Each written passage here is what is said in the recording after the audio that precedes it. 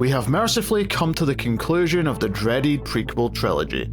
Sure, some people will say this is the good one, but simply put, they're wrong. There is no good one. So join us as we dissect the ugly corpse that is Star Wars Episode 3, Revenge of the Sith.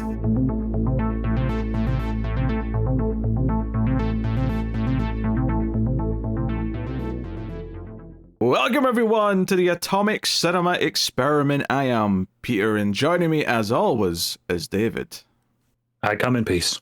This is a science fiction movie podcast, and this week unfortunately happens to fall on Star Wars Day, the most dreaded day of the year.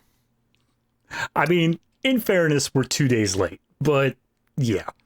I said this week falls on. I didn't say today. I said this week falls on. My bad. Yes, you are right. My mistake. Yes, so last year we did Phantom Menace.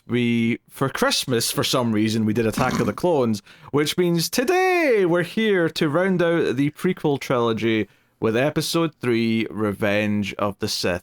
The one that people deluded themselves into thinking was the one good prequel. We'll see how much we agree with that in the forthcoming hours that I'm sure we're about to spend discussing this. I wish that I could clear my schedule more so that we can just like have a 5-hour long breakdown of this. I don't think I've got that much to say. I every time I come into a review thinking that, we end up going 2+ hours anyway, so I should probably just keep my mouth shut. But I genuinely got to the end of this and just felt a little dead inside, and I'm like, I don't know if I've got much new to say that wasn't already apparent in Attack of the Clones, because there's a lot of the same problems just carrying over, the same characterization issues, the same sloppy writing that doesn't earn anything that it does, all the same bullshit. So what you're saying is you liked it, is what I'm picking up here. David, what did you think of Revenge of the Sith? All right, well, I want to give a little bit of backstory here. I want to go back to when I was a boy. I guess I was 12 years old based off the release date of this. I was exactly the target demographic. I was 100% yes, absolutely. I remember Phantom Menace coming out, and I would have been like 6, and I was like, oh, Jar Jar's kind of annoying even then, but it was an enjoyable enough time for someone who knew nothing about proper movie structure or anything like that. Attack of the Clones came out, and I remember as a kid I was bored, but that's mainly because it was so focused on the romance stuff. I was like, I don't care about this. Show me some action scenes. And then this came out, and it's like nothing but action scenes. It is a constant stream of just nonstop action scenes. So as a 12-year-old going into this, I must have seen this in theaters no less than 3 times, with different family members coming each time. I know. I'm giving up all of my cred here to tell you this story. So this is not the first time I've come back to it in adulthood. I have seen it before, but this is the first time I'm really coming at it with the idea of I have to analyze, I have to talk about it. I don't think this movie has a structure. I guess that's kind of my biggest problem. Like, yes, all the things you're saying about characterization and stuff like that, I think this movie does better than Attack of the Clones or Phantom Menace. I think when we're talking about what is the best of the prequels, this one I think is a no contest. It's this one, but I also don't think it's good. I don't think it is a good movie. But I think the thing that this one introduces the most that the other ones don't is that it's 2 hours, 20 minutes. And I feel like the entire last hour and 20 minutes of this movie is the third act. It's all this really long, stretched out, here's everything happening that should be revealed in the third act happening just for half the movie. And it's in that way, it feels very poorly structured beginning to end, where I don't feel like there is any growth for anybody. I don't feel like there is a major arc happening at all. And the one arc that is supposed to be the focal point of this movie, it kind of feels rushed, despite the fact that it's the thing that's taking the whole point of it. So technically that's the focal point of the entire trilogy, and it somehow still feels rushed. It's baffling. I think this also falls into, even more so than the first two, the trap of prequels, where this one specifically is like, we have to get everything to the exact point that it was at in A New Hope. There's God damn, do they go for it. Yeah, there's a little 5 minutes at the end, which I won't spoil yet because we're technically in spoilers free. Which, by the way, we'll start spoiler free. We'll give you a warning before we get to spoilers. And of course, if you're enjoying the show, to hit the like button on YouTube, it helps us out a bunch, and you can get bonus content and support us over at Patreon. But I'll tell you more about that at the end of the episode. Yeah, it's weird. This episode doesn't have a structure either. Crazy. Yeah, the last 5 minutes of this movie is like a checklist of just quickly like, okay, if we don't address this, that's a plot hole. So let's have one line of dialogue addressing that. If we don't address that, that's a plot hole. So we'll do one little thing addressing that. But in some ways, they also go a little bit too far, where I'm like, hey, there's maybe like 16, 17 years before A New Hope. Some of these things you're introducing feel that they're too early almost. So I don't know. Like some of it feels like, oh, we have to cover these plot holes that we've realized are a thing if we don't do something. I'll just say what one of them is. As in wiping C-3PO's memory because he can't remember anything that he's seen in these last 3 movies. Otherwise, it doesn't make any sense. I mean, that said, though, there's still numerous problems with just, like, I don't know, the fact that Obi-Wan doesn't seem to remember R2-D2 in, like, the original films. They explicitly don't wipe R2-D2's mind, and C-3PO can understand R2-D2, so clearly he should know about all this. Well, no, but that part at least kind of makes sense because R2 always did seem like he knew what he was doing in the original films. My problem with it is more the fact that in the original film, like, Obi-Wan is so like, oh, I don't remember owning a droid, and he just doesn't like.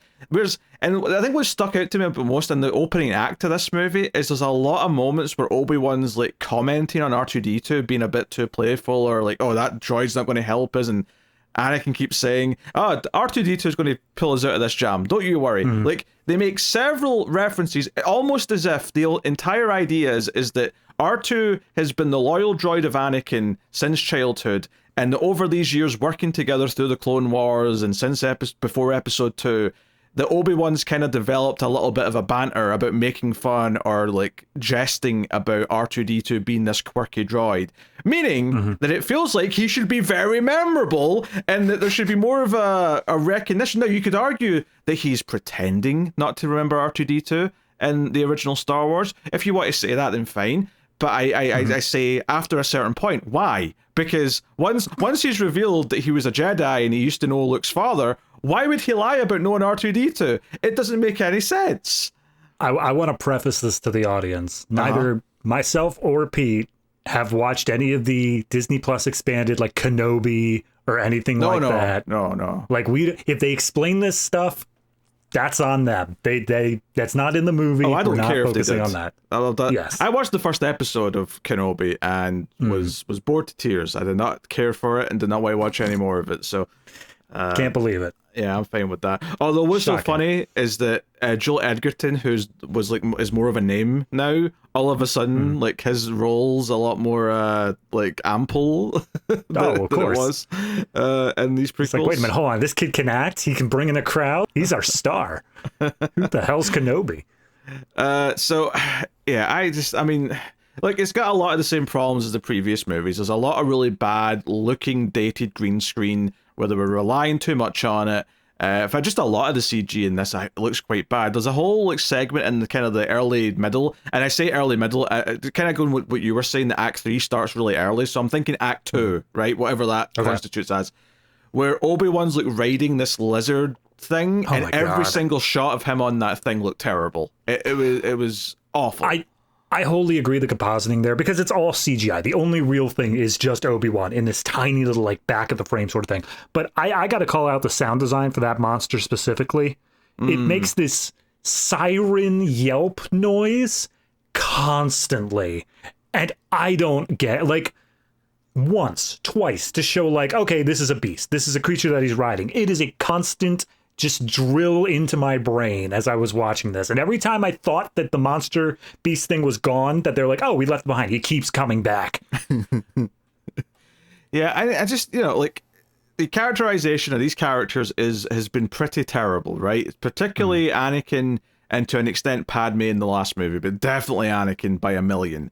And in this movie, It just continues the Anakin stuff where he's whiny, he's an emo, and then for some reason, when he starts to go bad, everyone is shocked. Everyone is questioning it. Okay, technically not everyone. Technically, like, the periphery characters are like, yeah, we sense something was up with him. But the people who are close to him, who know him and hear him whine constantly, i.e. Padme and Obi-Wan, they're both like, no, it can't be. That's not Anakin. Yeah. That's not the Anakin. What are you talking about? He was talking to you about fascism in the last movie, Padme. You were at a picnic. Yeah. I mean, okay, so this is the one thing that, in watching this through a modern lens, I am actually a little bit okay with. And it's not in the sense that it's done well writing-wise, but I do appreciate the fact that this is essentially the same sort of, like, parallel of that one relative you have is falling deep into, like, the alt-right, like, news cycle and, like, falling into that sort of political space. And you don't want to believe it. You don't want to believe that they are this awful person because you've grown up with them. You know how they are. And you just kind of purposely brush off the things they're saying until it becomes, wait a minute, you just got a tattoo of a swastika. Maybe that's a bit much. I don't think the fact that there happens to be parallels to, like, a whiny incel, like, going down, like, that sort of path, I don't think retroactively makes any of this good or any more satisfying, because there's very little in the way of an arc. Like, I can't believe just how quickly a couple of things make him flip in this movie. Oh, yeah. And it can be boiled down to, like, 2 scenes, not even. It's not compelling, it's not interesting, and I think some of the other characters suffer for it as well. Like Padme wasn't a great character in the last movie. I questioned a lot of things about choices she was making, and I certainly questioned feelings they had for each other and how that wasn't earned, and how she's obviously a part of that naturally, right? But, like, you think of Padme in the first 2 movies and how she seemed to really be, you know, first she was like a diplomat. She's there to be this you know, this queen, this character who goes to try and keep the peace and keep the democracy going, all that stuff. And in the last movie, that was even a thing where she was, I mean, let's ignore the fact that we didn't buy the feelings in the first place. Let's just accept them. She was conflicted about them for various reasons. In this movie, all she is the worried housewife who's like, oh, I'm so scared, Anakin, hold me. Like, that is her character in this. She gets teary-eyed, she gets scared, she's waiting for him to come home. She has nothing to do other than just have baby Luke and baby Leia cooking in the oven. That's it. That's her entire This is such a horrible, thankless role for an actor, what she's giving in this movie, because she gets nothing. And the only time she really gets to act is pretending that she is shocked that Anakin might be bad. As if it wasn't the most, like, obvious, predictable thing ever. But the fact that he keeps whining and keep being like a little bitch the entire time, that makes you wonder, like, what are you seeing in him? Like, you keep acting like he's some great Jedi dude, and I don't understand why you think that. Like, he's the worst. Yeah. No, I come into these things knowing that the writing is the weakest part of it. Like, top to bottom, it always has been. And that's going back even to the original trilogy. Like, what saves that is the charisma of the characters, the lore that they build up, and then being saved in the editing bay as well. The writing, the actual words that they have to speak, is always the worst part. And in the prequel trilogy, obviously it's turned up to 11 because George Lucas is just walking on water at this point, and everyone's just like, yeah, you do it, man. We're not going to touch anything you have to say. He's untouchable, right? He had full power in a way that he didn't with the original trilogy, and it's only made the movies worse. Now, if people were kind of keeping him in line, would it have worked out closer to the originals? Who's to say? Difficult, and for so many reasons to even potentially guess that.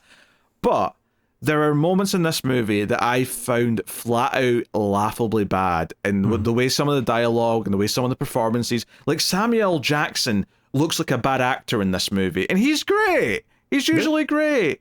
What's his name? Ian McDiarmid. Like, his performance as the Emperor / Palpatine in this movie, I think is laughable at points. I think whenever they make him do the evil voice, like he's becoming the Emperor, I was like, just cringing at how awful it was.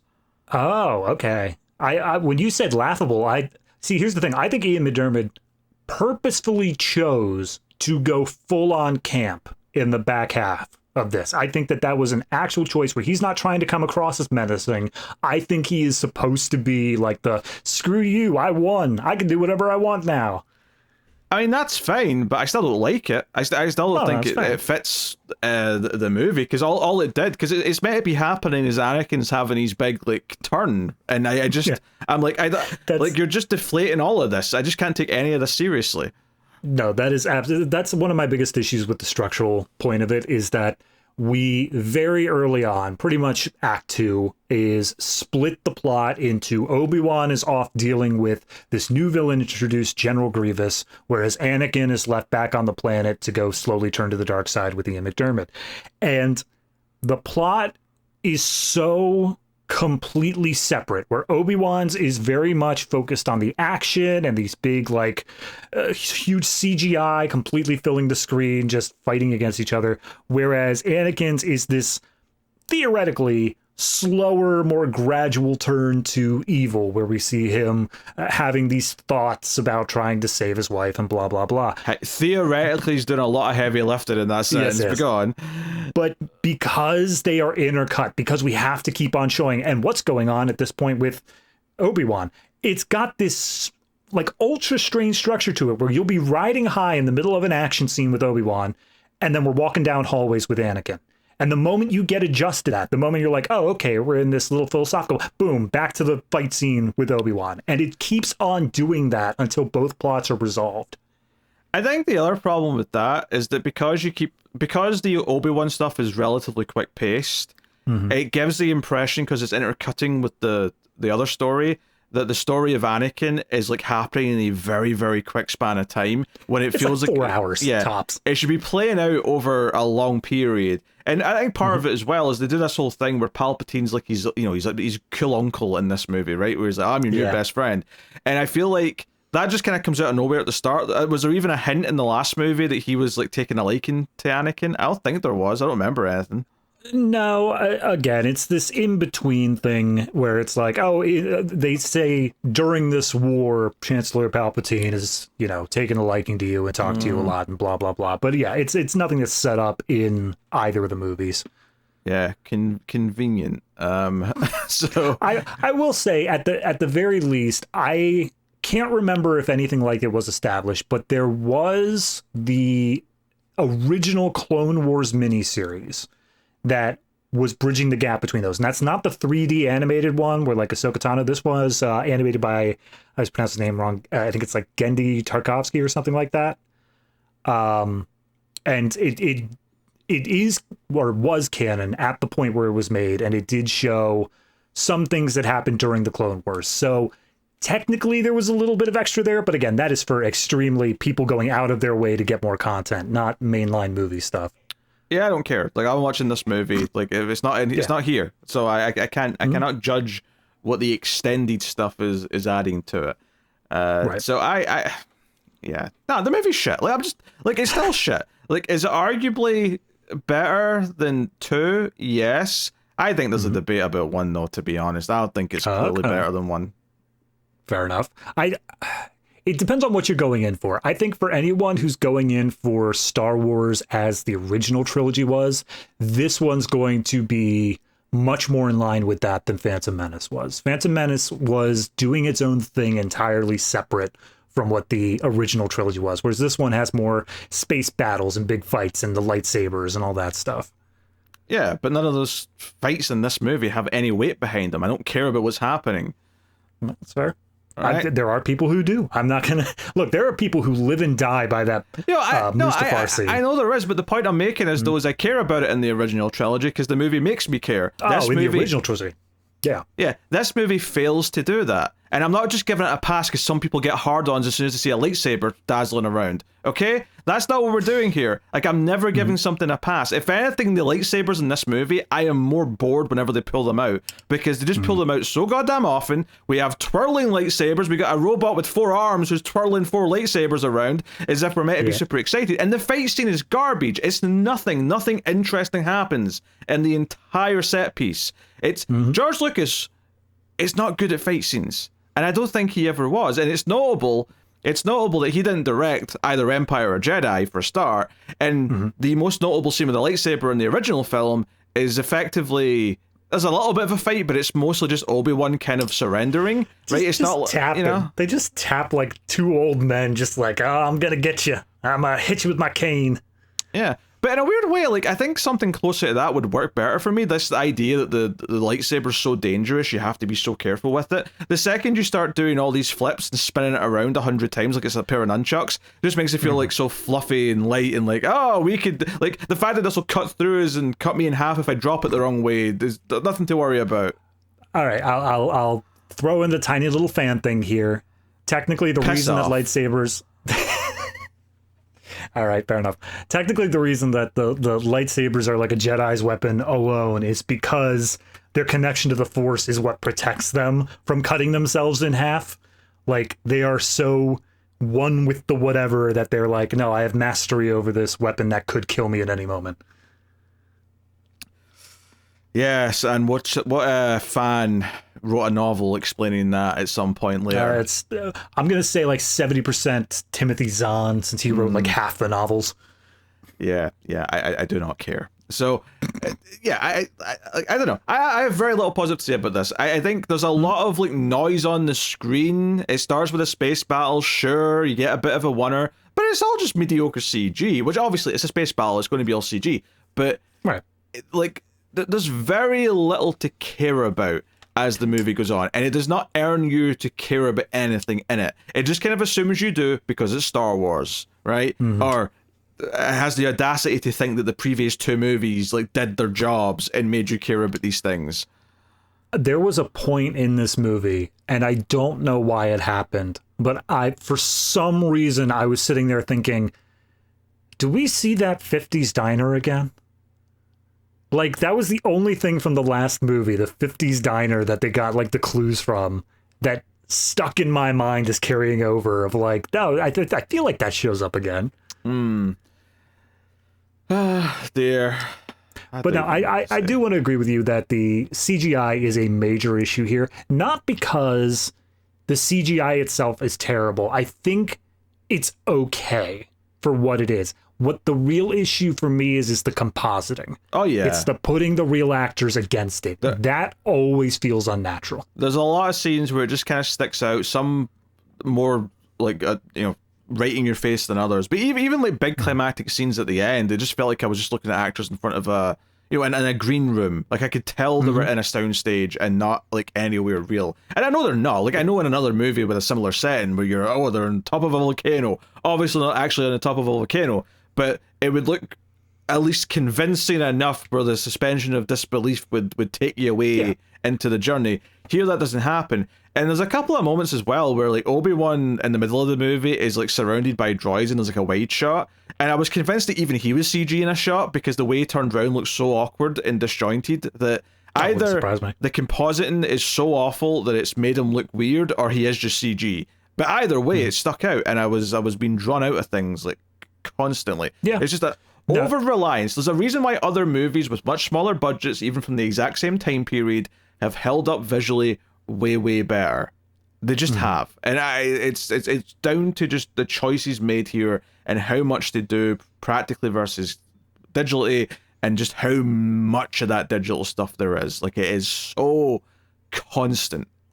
Yeah. I read a trivia bit that there is not, in this entire movie, a single physical, real-made stormtrooper outfit or clone trooper outfit. I believe every it. single one of them is CG, and like that seems like such an easy thing. Like if they were all an issue of mass amounts of clones running around, and therefore it makes more sense to CGI them rather than make like 50 of them. I can understand that, but there are sequences in this movie where they're just talking to like one or two at a time. And that's the point where you're like, no, make it real. That's the point where it should be. The one that really, I mean, some of them are a bit more convincing than others, to be fair, because I didn't necessarily think they were all CG, but there's one that's kind of green that's like hanging out with Yoda at one point, and like the entire time I'm like, why do you look more CG than Yoda?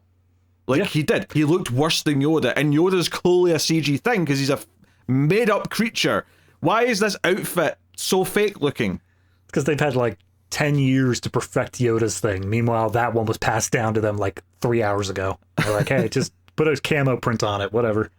It's just a baffling decision. And don't get me wrong, it's something that's happened more in recent movies that we don't notice because at least the tech is so good now that you actually can't tell for the most part. It does come with some other problems that are an issue. Like cinematography is a lot more boring in some effects movies these days because they have to light everything very flat so they can digitally do whatever they want with the CG afterwards, and it makes the movies look really dull. But from a believability perspective, it's pretty convincing now whenever they do like, these outfits. There's a scene in Avengers Endgame where they're all wearing white suits when they're about to go back through time, and they're all CG. Like they didn't have suits designed in time, so they're all just CG, and no one could tell, no one noticed, and it's cool.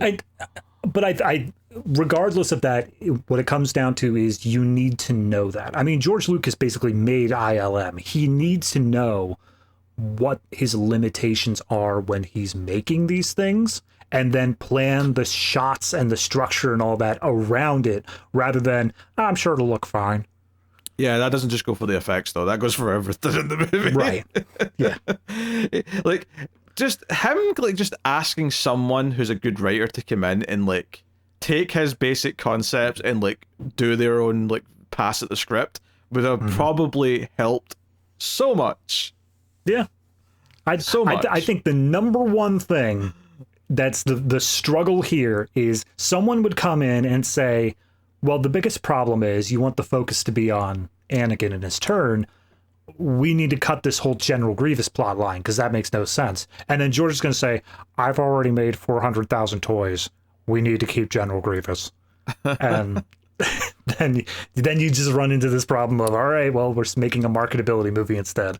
Well, I mean, that's fine, though. Like, but even if you just take, like, if you keep every scene, right, you keep the exact same number of scenes, you have to have all the same number of scenes with Grievous and whatever other toys you want to sell, there is still a better writer who could at least make the scenes with Anakin not be as terrible as they are. Like, it would, don't get me wrong, yes, I do think the movie could use a complete restructuring. The entire trilogy could use a complete restructuring, right? For one thing, take out the kids stuff, right? Almost eliminate the entire first movie and do the trilogy starting kind of, as he's like a later teenager, like becoming a proper apprentice Jedi, and start from there or something. I don't know. I mean, not that I want a prequel trilogy in general. I'd rather it just didn't exist, but that's a different debate entirely. Assuming it needs to exist, how would we do it? Yes. What an assumption that is. So... Yeah, I mean, I guess we'll just say spoilers soon because there's not much more way to dance around. The only other thing that I'll say is that in the entire cast, I think the one that does the best with the script is written is Ewan McGregor. I think that he at least brings a little bit of something to it. And then obviously the John Williams score, while not quite as popping out as it was in previous movies of like, I can remember Duel of the Fates from the first one, which is brought back here. I can remember the love theme from the second one, even if I don't like the romance. I don't think there's really a single song that was made for this movie that really pops out as the one from this movie. Yeah, because it's all just about building up to like more themes from the original movies because it's like, we're getting closer to what you think of as Darth Vader. We're getting closer to what you think of as the Emperor. So we're going to start peppering in those themes a bit more heavily, and that's kind of what it's doing. So yeah, I mean, admittedly, again, spoiler free here is kind of almost feels a bit silly, but it's just kind of the format of how we talk about it. So we've got it out of the way. Yeah. Spoilers from this point on for Star Wars Episode 3: Revenge of the Sith. I don't even know what counts as a spoiler anymore because as I logged in to Disney Plus to watch this, the one sentence description was following the events of Anakin Skywalker as he turns into Darth Vader. And I'm like, well, I feel like for a first-time viewer, that's a little bit of a shock. No, it isn't. I mean, if you're watching people who watch 1, 2, 3, 4, 5, 6, not 4, 5, 6, 1, 2, 3. First of all, no one should do that. But, I mean, even when the prequels were coming out, the poster of the original film was, here's this kid with the shadow of Darth Vader. That they were marketed as, this is the kid who's going to become Darth Vader. So, no, that is absolutely not a spoiler. No. Fair enough. But I again, it's how this movie is structured that really bothers me because all of these reveals, all of these things that feel like they are, okay, this is the moment, this is the big shift where we're moving into the original trilogy. It happens at the halfway point. So it doesn't feel like it is a big reveal, and yet it is like in any other movie, that's it. That's the moment. So it's, I don't know, it bothered me the whole back half of this movie, how it was structured.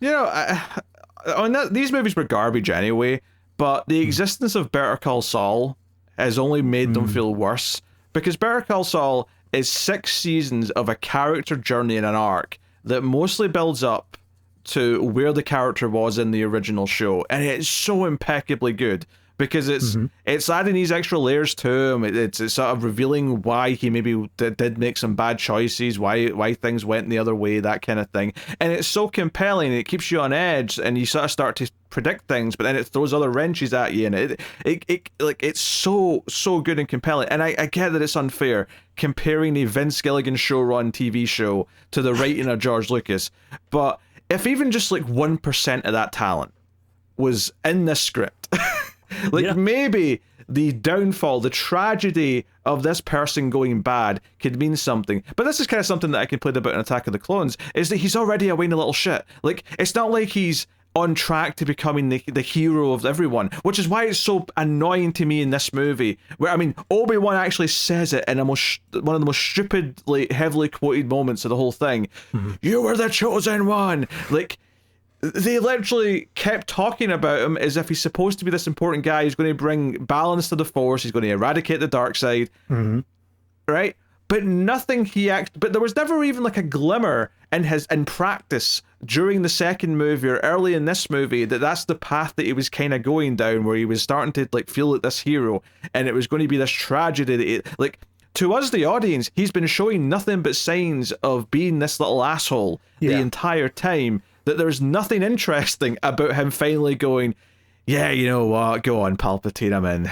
Like, there's Yeah. No, you're right. I feel like the first movie was the only one that kind of did it right, and they didn't give Jake Lloyd anything to do. But what needed to happen was the second movie was just focused on him getting to a philosophy, getting to a viewpoint in the world that, when applied in the Jedi way, is this great thing. Like, everyone's like, nope, he's it. He's the kid. He's going to be able to solve all of our problems with the Sith and dark side and all that.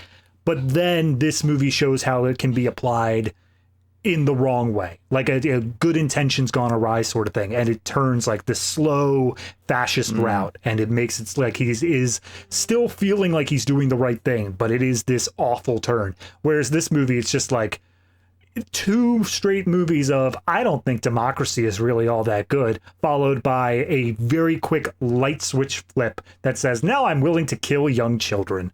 Like, there's no slow decline there. It just happens.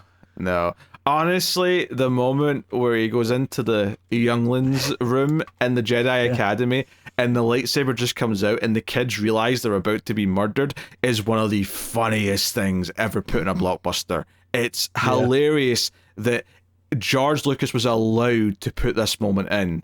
I think it's wild. I mean, or maybe even like he's like the good guy for most of 2 with no signs of evil, and then have something big happen in the third act that shakes his, philosophy. Like, have something significant that is clearly the pivot point where he starts having doubts, where he starts being scared for those he cares about, and so on. Well, that's the other thing about this one that's really annoying. Actually, so much it revolves around this idea that he's going to turn to the dark side purely because he's having prophetic visions that Padme is going to die during childbirth, and it's all just like, oh, the dark side will give me the power to save her. That's what it's all about. Well, I'm sorry, Anakin, but no. More on that later. God. Anyway. Yeah. No, but I mean, that's kind of what they were, not structured in the same way, but that's kind of what they did with his mom dying, is that he was more or less still whiny, but he wasn't like awful up until his mom died, and that's where he started committing genocide. Well, but before that, he'd already made the picnic fascism speech. So right. I'm not, So he was already a bit too far gone. See, here's the thing. He needs to drop that whole plot. If he was a good person before then, I might buy why Padme is attracted to him. Especially since Padme's like characteristic from the first movie, and she does bring it up briefly towards the end of this, is that, you know, she cares about democracy. She cares about the Republic. She has the line in this one, oh, I guess that's how liberty dies, with thunderous applause. She has that line, and I'm like, the cheek of giving her that line, when all she has been all movie is the pregnant, worried wife. Like, that's all she's been. Which, by the way, their marriage is still secret. They've still not told anyone because it's, like, illegal for her to be married, and it's illegal for him to be married because he's a Jedi. Yeah, there's a bit in this, like, right at the beginning when she's just saying, like, oh, I think I want to go to Naboo to have the kids, and we'll be able to keep it secret there. I'm like, and for the 9 months leading up to that, what's your plan there, buddy boy? Because you are wearing these, like, thinnest outfits that show your baby bump like crazy. Which does bring into question some of the timeline of this movie. The 9 months pass and this? It must have either that, or there's some book out there that says, oh, people from Naboo have kids in like 3 weeks. That's all it takes. I mean, I could buy that maybe, like, because she was dying, they sort of, like, cut the kids out a bit early, but, like, not that much early. You know, like, maybe 8 months at the absolute least, you know? But yeah, I don't know. Yeah. Oh, man. No, it's this. It's what you said before. The Ewan McGregor stuff, the Obi-Wan intercutting with it makes it feel like 2 days. Everything here happens over 2 days, and it's baffling how any of this could happen in less than like 3 months minimum. But you don't feel that. Yeah, and it's not like we don't see examples later on of how quickly someone travels to another planet. You know, the Emperor says, "Oh, Anakin's in trouble." And then, you know, he arrives pretty soon after the fights happened, and that feels like there's not much time passed either. So it's not even like we can just assume because people are traveling from one planet to the other that, oh, there must be weeks and weeks in there. We can't assume that at all. The movie doesn't make it feel like that. So, yeah. Anyway, the movie begins with the hunt for General Grievous. Who is that? Who cares? But he's a big robot dude who hunches over. They say he's the leader of the droid army, which, okay. Again, I feel like the droid army is led by the Separatists or whatever. We didn't need this extra person in there. I don't think the droid army is led by the Separatists. Are they not? I mean, that was the whole thing in episode 1 where they sent out the giant ships full of droids. I assume they were under their control. Wait, was that are they the Separatists? Yeah. The Separatists are the bad guys going up against the Republic. Yeah, but they're secretly working for Palpatine, though. So I thought actual Separatists were more... Because there's even a line in this movie where Anakin says to Padme, you're starting to sound like a Separatist. So I'm thinking the Separatists are just basically what the rebels are in the future. Well, that's what I was thinking. I mean, yes, they are, correct. Yeah. But this is when they're like aliens and stuff like that are going up against the Republic rather than the Empire. All right. Aye. So, yeah, but the Separatists here aren't even really a real thing, because it's just Palpatine's like got these guys to do this, so he's basically orchestrated this whole war to make all these things happen so he can get all this power, blah blah blah blah. Right? Yeah, it's a puppet war, totally. Which, by the way, like, he's still got all this extra power that he was given at the end of the last movie, and like early in Act 1, like some of the Jedi are like, you know, we really hope that Palpatine, the Chancellor, gives up that power that we gave him. Otherwise, we may be in a bit of a pickle here. May have to force him to give it up, and that would be unfortunate, wouldn't it? Like, really? You didn't think of this before you gave him all that power? I mean, to be fair, they didn't. The one who gave him all that power was Jar Jar. He's the one who stood up and said, "Needs to say." Yeah, who only shows up for like one moment during a funeral towards the end of this movie. Yeah. Nothing makes it say funerals quite like a appearance by Jar Jar Binks. I hope he gave the eulogy. I hope he's the one who got up there. Misa's so sad. Misa think that I'm not even gonna bother. That's not worth it. Don't. So yeah, there's a lot of action here. They're in their fighter pilot thingamajigs, and like, you know, there's dodging of whatnot, and you know, it shows that Anakin is very good at various things now. He's kind of surpassed Obi-Wan in skill, but he also keeps like ignoring like the orders that he's given because he's like, no, I know better, which fits into his character, but like, again, there's nothing really subtle about it. But honestly, not too much to say until they're separated, and it ends up They get back together, but they end up finding Palpatine. It turns out this was all about saving Palpatine, who'd been kidnapped, quote unquote, even though, these people are all working for him, but whatever. So yeah, General Grievous is the one who stole him, and they brought him back to the ship where Count Dooku's on. Yeah, again, not really, but that's what they're doing here, right? So Yes. They come in, Dooku shows up, and just like Yoda in the last movie, we get CG Christopher Lee doing a flip off the stairs with his lightsaber out. Oh God! And he's like, "Yeah, it's time. Now I'm going to fight you too." And Obi-Wan gets knocked out during the fight, right? So it's just Anakin and Dooku, yeah? It's the most bitch-ass knockout I've ever seen. Like, these people, like, do crazy-ass stunts. They're jumping around. Meanwhile, he gets force-pushed, not even against a wall. He's just, like, generally pushed back. He falls on the ground, and he's out for 2 hours. Like, that's a bitch-ass way to go out of the fight, Obi-Wan. Well, something does fall on him as well, but I don't know if that happens right away. Does it? All right. Maybe that's fair. But he doesn't get up or move out of the way or anything. Yeah. He should be able to just kick up out of that. Like a pillar or something falls down on him, because the ship's like falling apart as this fight's happening. So Dooku is being all cocky. Anakin's like, "Oh, my power's doubled since we last faced," and he's like, "Oh, good, double the pride, bigger the fall, blah blah." But then, of course, Anakin is better than him now and cuts off both his hands.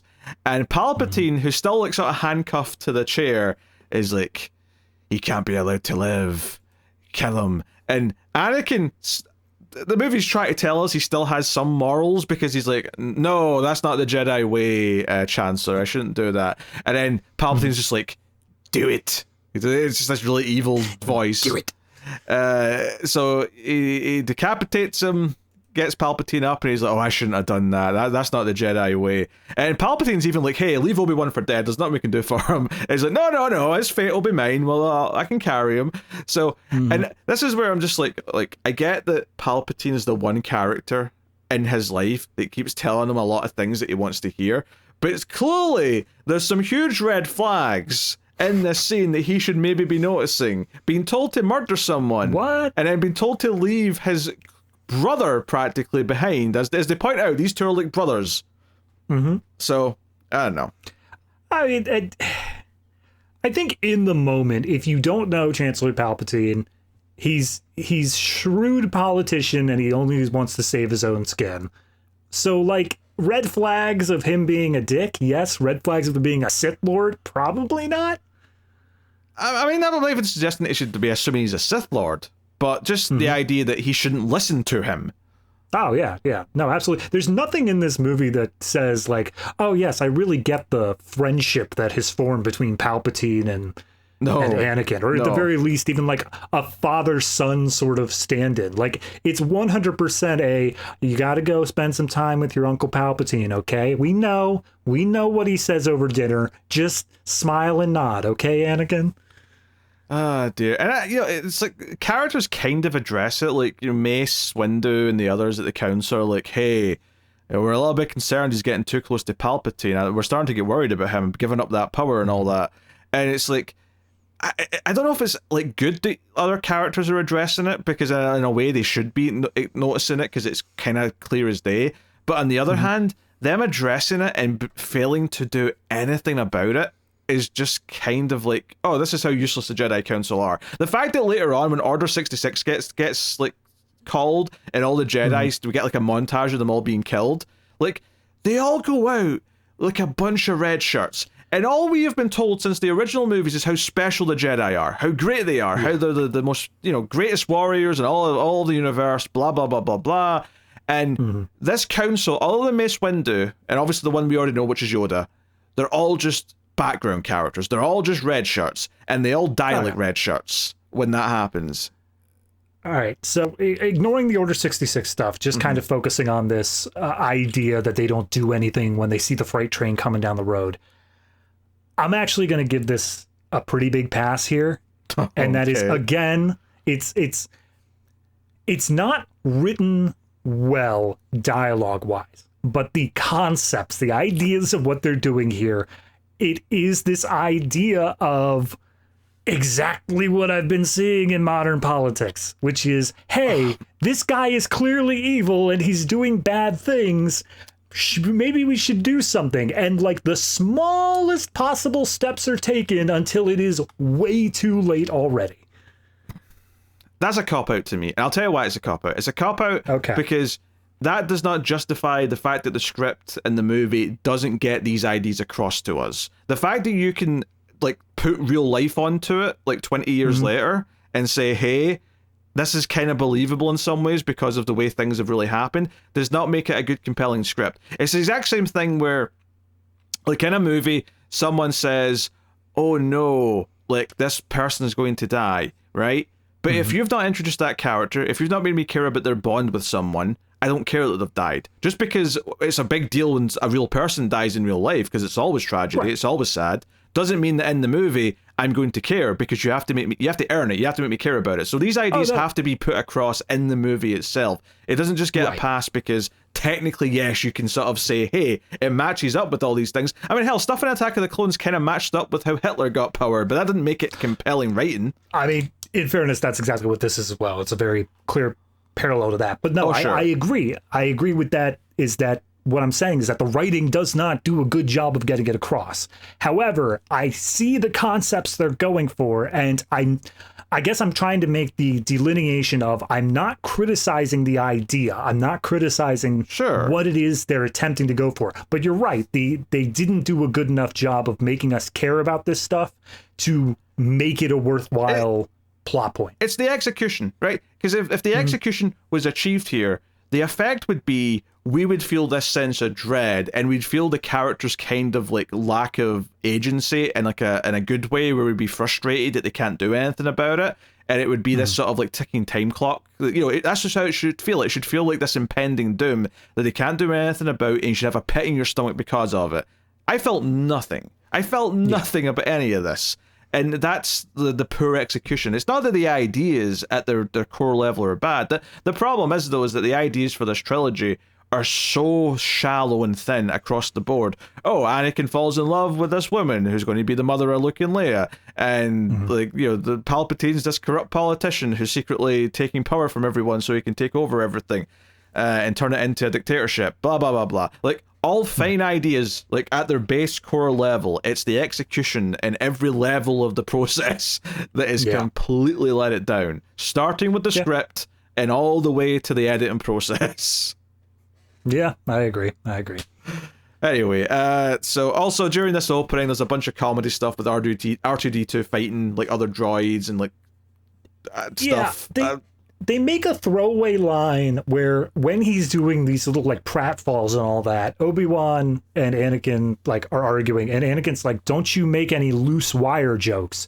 And all I could think in that intro is this like trying to set up for the prequels why R2 is like not there, why he doesn't like, are they saying R2's actually going crazy here? Like he's got some defective programming? Like it's a throwaway thing, and honestly for the rest of the movie R2 barely does anything, but it's weird that it's in this sequence. No, yeah, like the droids are barely in this, which is fine to be honest. Like them being shoehorned into these prequels for the most part has been kind of just fan servicey. Yeah. So they have a big sequence where they have to crash land the half of the ship that's left. Honestly, I've got nothing to say about it. It's meaningless, to be honest. Yeah. We get the introduction of General Grievous like to the characters. There's a super short little fight scene, and then he just bails out of the escape pods to set up the rest of the movie. Yeah. So they sit around, and one of the first big plot points is that Palpatine's all buddy-buddy with Anakin, and we find out that he is basically forcing the Jedi Council to have Anakin become part of the Council itself. So Anakin is kind of excited about this. He's happy about it. But he's very upset because when he's actually at his first meeting, and, you know, Mace Windu makes it clear, yeah, we didn't like decide to have you here. This is kind of a weird burden. The Chancellor should not be in control of the Jedi Council. But you're going to be a council member, but you're not a Jedi Master, even though everyone who joins the council is a Jedi Master. And Anakin... What? That's unreasonable. That's unfair. He immediately gets whiny about it. And, like, everyone witnesses him be whiny. And you can almost feel Obi-Wan sitting there being like, Anakin, you're embarrassing me. I trained you. Shut up now. I feel like from Mace Windu's perspective, because he's the one who makes the announcement, I feel like from his perspective, Anakin may as well have literally been sitting on the ground, just like, no, I'm a master. And he whines about it some more to Obi-Wan afterwards, and then I don't know. Like, Jonathan, there you go. Obi-Wan makes the secret plan known that while he's there to be the representative of Chancellor Palpatine, they want him to spy on the Chancellor for the Jedi Council. And Anakin's like, but that's lying. Jedi don't lie. Yes, he sees it as hypocritical, and when he goes to see Palpatine's like, oh, they asked me to spy on me, didn't they? And he's like, yes, they did. I'm not good at my job. Yeah, honestly, because... So here's another problem with Anakin's plot, is that I think the movie is earnestly trying to do this idea that he is struggling with his, like, morality. Because there's a couple of points where, like, right before Obi-Wan's leaving for his mission for the second act, where Anakin comes up and says, hey, I want to apologize, Master. I've been kind of ungrateful. I've been a bit of a shit. And I want you to know that I'm, like, proud to have served with you. And it's, Obi-Wan gets all happy and says, oh, I'm proud of you, Anakin. Don't worry, you'll be a master before long. You're a great Jedi, blah, blah, blah. Right? And I think this moment, and then also later on when he's kind of arguing against Palpatine at a couple of points, where he's kind of trying to resist briefly, or he's like in shock that he's just betrayed Mace Windu or whatever later. I think the movie wants us to accept that he is actually struggling and kind of still trying to be good and kind of weighing it up and like trying to not go bad, but honestly, it never actually feels that way. And part of it, I think, is the performance, and a big part of it's probably the script. But it always, to me, just kind of felt like he was faking it. It always felt like he's just putting on the act because see when he got to the point with Mace Windu where he sort of steps in and helps kill Mace Windu. I legitimately was surprised he was getting apologetic about it afterwards, or he was in shock afterwards, because to me, I felt like he'd already made up his mind to go down the dark side, and I was like, oh, I think the movie was wanting to make me think he was more conflicted about it, and I just don't think it was getting that point across in a succinct way. Yeah, no, I think the biggest issue is, again, a structural thing, is that following Anakin's plot, just basically beginning to end here, we, in this opening sequence, have the announcement that Padme's pregnant, then immediately followed up as he gets the premonition that she's going to die in childbirth. Almost immediately after that, we get the Darth Plagueis the Wise story where Palpatine basically just straight up says, like, I have the powers to keep your wife alive, but only if you listen to the dark side of the Force. And that's the moment where it feels like he's locked in. That's the moment where it feels like, okay, I'll do whatever it takes. I do want to say that's kind of split in two, because there's the first scene where he tells the story of Darth Plagueis, and then he says, but then his apprentice killed him and took all his power. And I'm like, okay, so that's you. You're the guy who killed the previous dude and took all his power. And then later on, when he's finishing the story, because he says, hey, what happened to him? He's like, oh, well, eventually his power was taken from him, blah, blah, blah. But it's the later scene where he kind of just openly says, hey, you really should start tapping into those powers in the dark side of the Force, Anakin. He's like, but how? He's like, well, I could show you the ways. He's like, wait, you know the Force? You know the dark side? What? So that's kind of weird. I never saw that one coming at all. But no, that's what I'm saying, is that I think that first scene where it feels like this guy, like he's telling him there's a Sith practice where you can manage to save the people you love from death itself. That's, in my eyes, the moment where he's locked in. And he's like, I will do whatever it takes to save Padme, even dark side stuff. So then to have that later scene where he's saying, I know stuff about the dark side of Force, and yet they still kind of have that moment where he's like, I'm a good Jedi. I don't mess around with that sort of stuff. It feels disingenuous. It feels like, no, 30 minutes ago, you made up your mind. You already did it. In fact, the big thing I was getting at, but feeling like confused about his intentions, is that I thought when he went to Mace Windu and said, hey, I think I've discovered that Palpatine's the Sith Lord that we've been suspecting's been around. I think he's been the bad guy all along. I genuinely thought this was something Palpatine asked him to do, is to set a trap for the Jedi. I legitimately thought this was him being evil. And then it kind of turns out that, I think he was actually just trying to do the right thing before he went bad. And I'm like, okay, I didn't really get that in the scene. Like, I was just not trusting of him the entire... Because I think the thing with this type of story of this good guy going bad is that I think it's wrong to try and keep the audience on edge of, like, is he bad yet? Is he bad yet? Because that's not the compelling part. Because we know he's going to go bad. The compelling part is what makes him go bad. What are the turning points? And I feel like this movie does a really poor job of, like, making it clear when that point is, because I thought it had already happened like twice by the time it actually happens. Yeah, I'll add on to that. I think that it's the compelling point of what makes him go bad, and also the things that he does before that, the things that he does along the way that he tries to justify, and that we as the audience are willing to accept as well. And that's where I think it kind of fell down a little bit in the second movie, is when he kills all the sand people and he effectively just, like, yes, it's in a moment of grief. He is deeply upset at the death of his mother, and they, in his eyes, deserved it. It still feels really evil. It feels like you're playing your hand a bit too early here to then come back and say, yeah, but no, he's a good guy, actually. Like, no, you can't go back. You can't put that back in the bottle. Yeah. So, yeah, all of this is really unfulfilling to me. You know, Padme, like I said, gets nothing to do in the whole thing, really, other than just sort of be worried and cry and sort of say, oh, everything's all right. Oh, you got that promotion at work. How's that going, honey? Yeah. Stuff like that. They have that one sequence out on the balcony where they're like, George Lucas is just like, hey, guys, I figured out how to write romance in between. Check this out. And then it's like the most cringe-inducing scene of like, your love has blinded you? Ugh. And the other thing about this is that, so the whole motivation for a Maul movie to be tempted down the dark side is that, oh, I'll do anything to save Padme. But when Padme, like, finds out what he's done later and confronts him about it, like, it doesn't take that long before he's like, I'm just going to kill you. Like, he puts the force choke on her. And I'm like, I feel like this should never have happened. That should have been the one thing that he never did. And that maybe even the final turning point of why he goes, like, super, like, ultra Darth Vader is, oh, finding out that she's dead. Like, you know, that could be the final thing. But that moment feels kind of weird when he already, like, kind of tried to kill her. I mean, I guess that's kind of plays into it because Palpatine claims that he is the one that killed her. He says, you know, and your power unleashing killed her. But I don't know. That felt a little bit murky to me. I think there was maybe a better way of, like, because for me, all that happened the second he gave in and started choking her, I'm like, wait. Like, she was the thing, the whole movie. Like, she was your reason the whole time.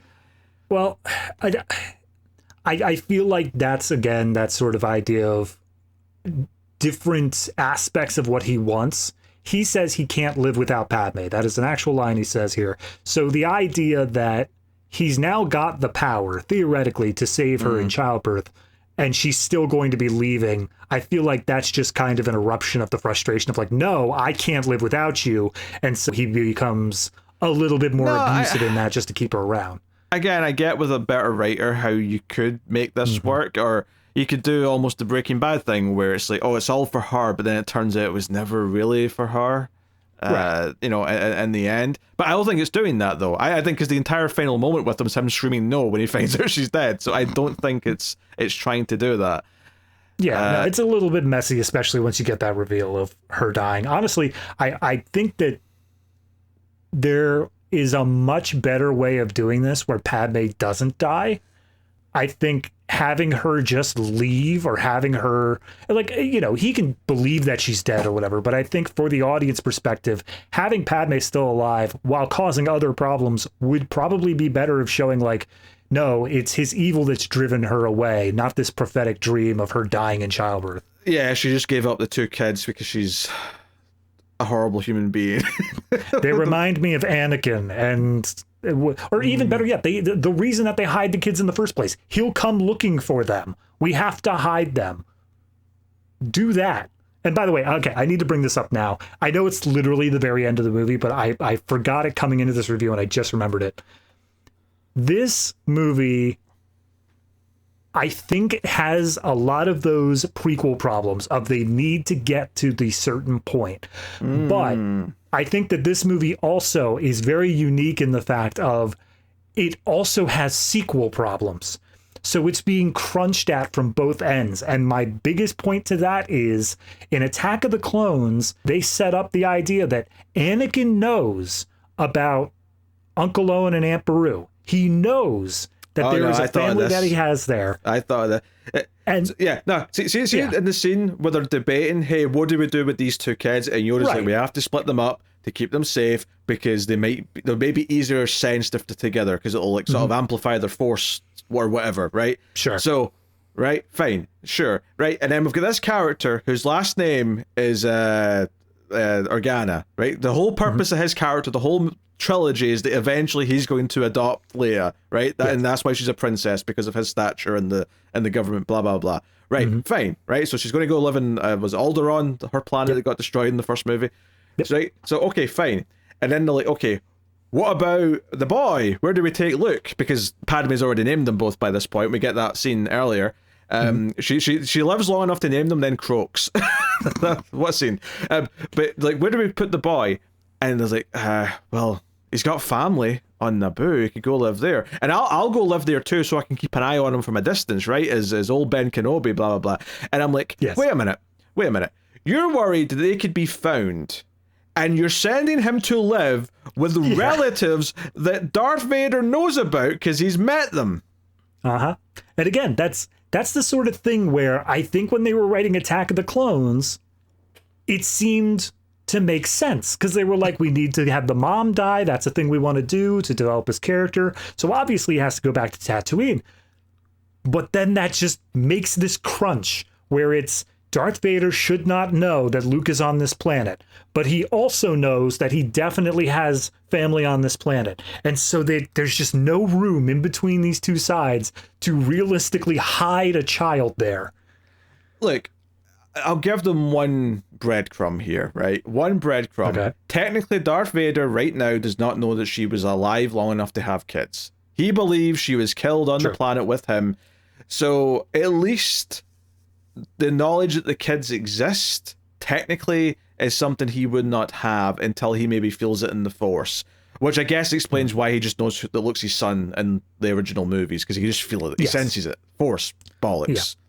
So fair enough, but that did bother me. It's like, you want to hide him, we'll send him with the known relatives. That was just it's like the most obvious place he might be.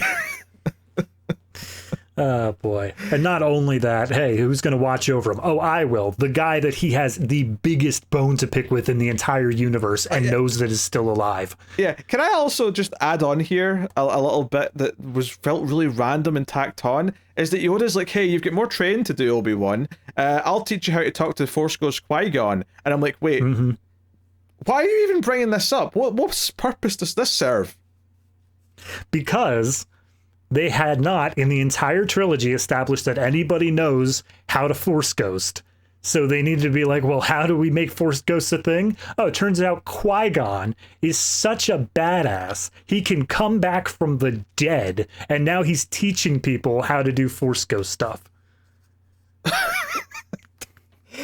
I'm like, why did we need this? Why did we even have to bring up Qui-Gon again? And it felt weird to bring him up and not have like a Force Ghost like cameo. Like, I'm saying I'd like that, but it felt weird to raise the name and mention Force Ghost teachings and then not actually have him at least show up, just appearing to wave.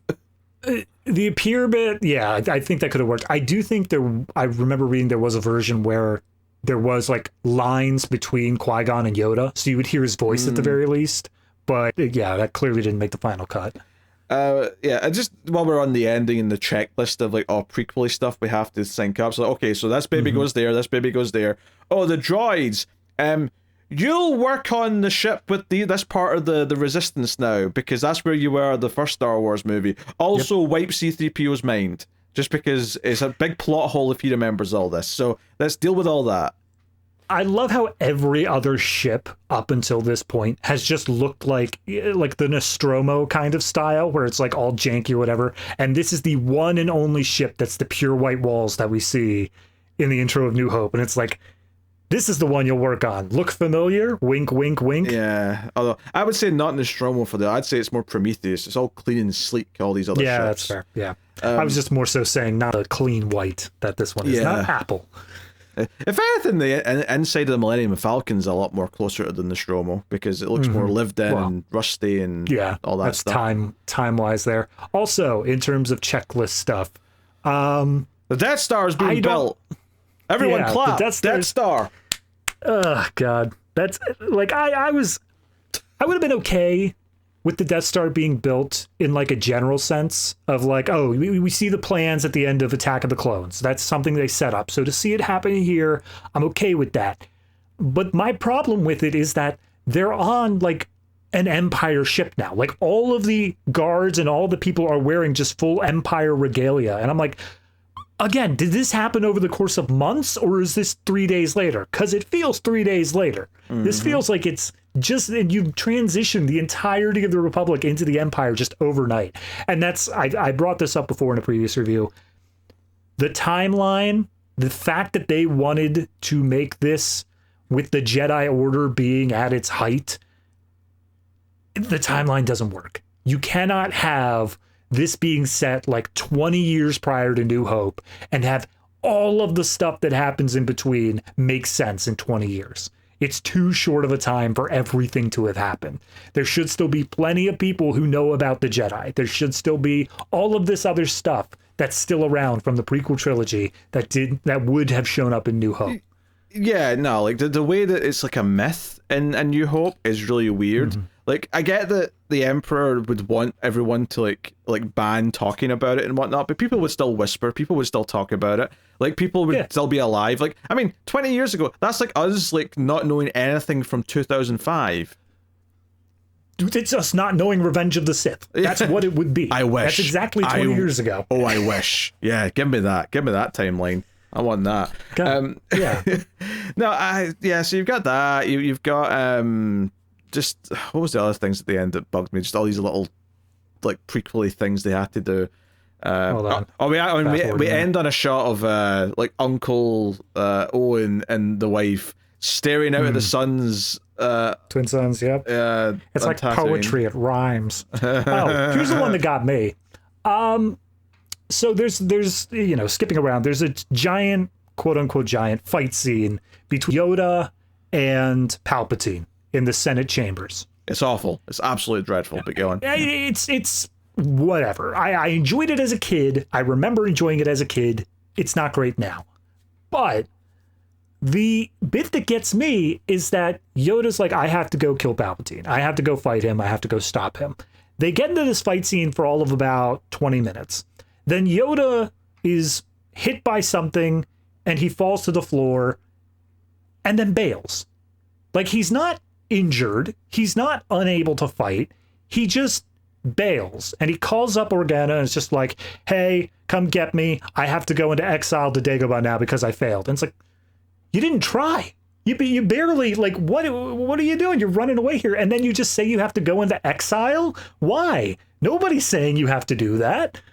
I mean, I guess it's just because he gets zapped so much with the lightning from Palpatine that he's like, oh, I know I can't beat him. I know I'm not good enough. It'll take someone better. Then show me some injury. Show me anything to show that he's unable to fight. Because again, it just feels like the checklist. It's like, oh yeah, Yoda was on Dagobah. Check. No, that's a fair point. That's a fair point.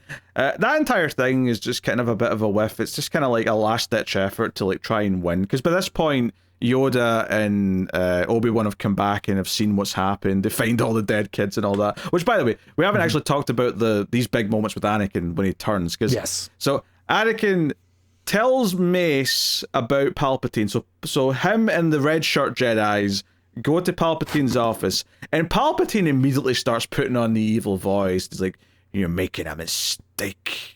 You know, the Jedi Council can't dictate to me." It's treason, then. I am the Senate. But of course, he pulls out a lightsaber, kind of confirming that he is a Sith Lord, and blah, blah, blah, blah. And he just kills, like, all of the other Jedi in the scene so easily. Like, okay, these are just pushovers. They have no skills whatsoever. The Jedi mean nothing. You've completely demystified them. Which is the problem I had with even just having a council in the first place. But this is, like, the culmination of that. Is like, hey, these characters were fluff. They were background. They meant nothing. And it's like, okay, but Samuel L. Jackson's a bit of a name. His character's been very, very thin this entire trilogy. But hey, he's a face we recognize. He's putting up a fight. He's going to go out like a champ, maybe. And they do the whole thing. Yeah. I was just gonna say with sticking with YouTube's like a BAMF. Yes. Which it would have almost. The problem is like, see when Samuel L. Jackson this tries to sort of keep it in like that sort of George Lucas PG dialogue where he's like just saying these really kind of goofy things that kind of work coming out of other characters, but like his character would be improved so much. If I'm not saying I have him drop F-bombs, but see if he just had a little bit of that Sam Jackson edge in the way he got angry. Oh yeah, it would have just like elevated the character so much.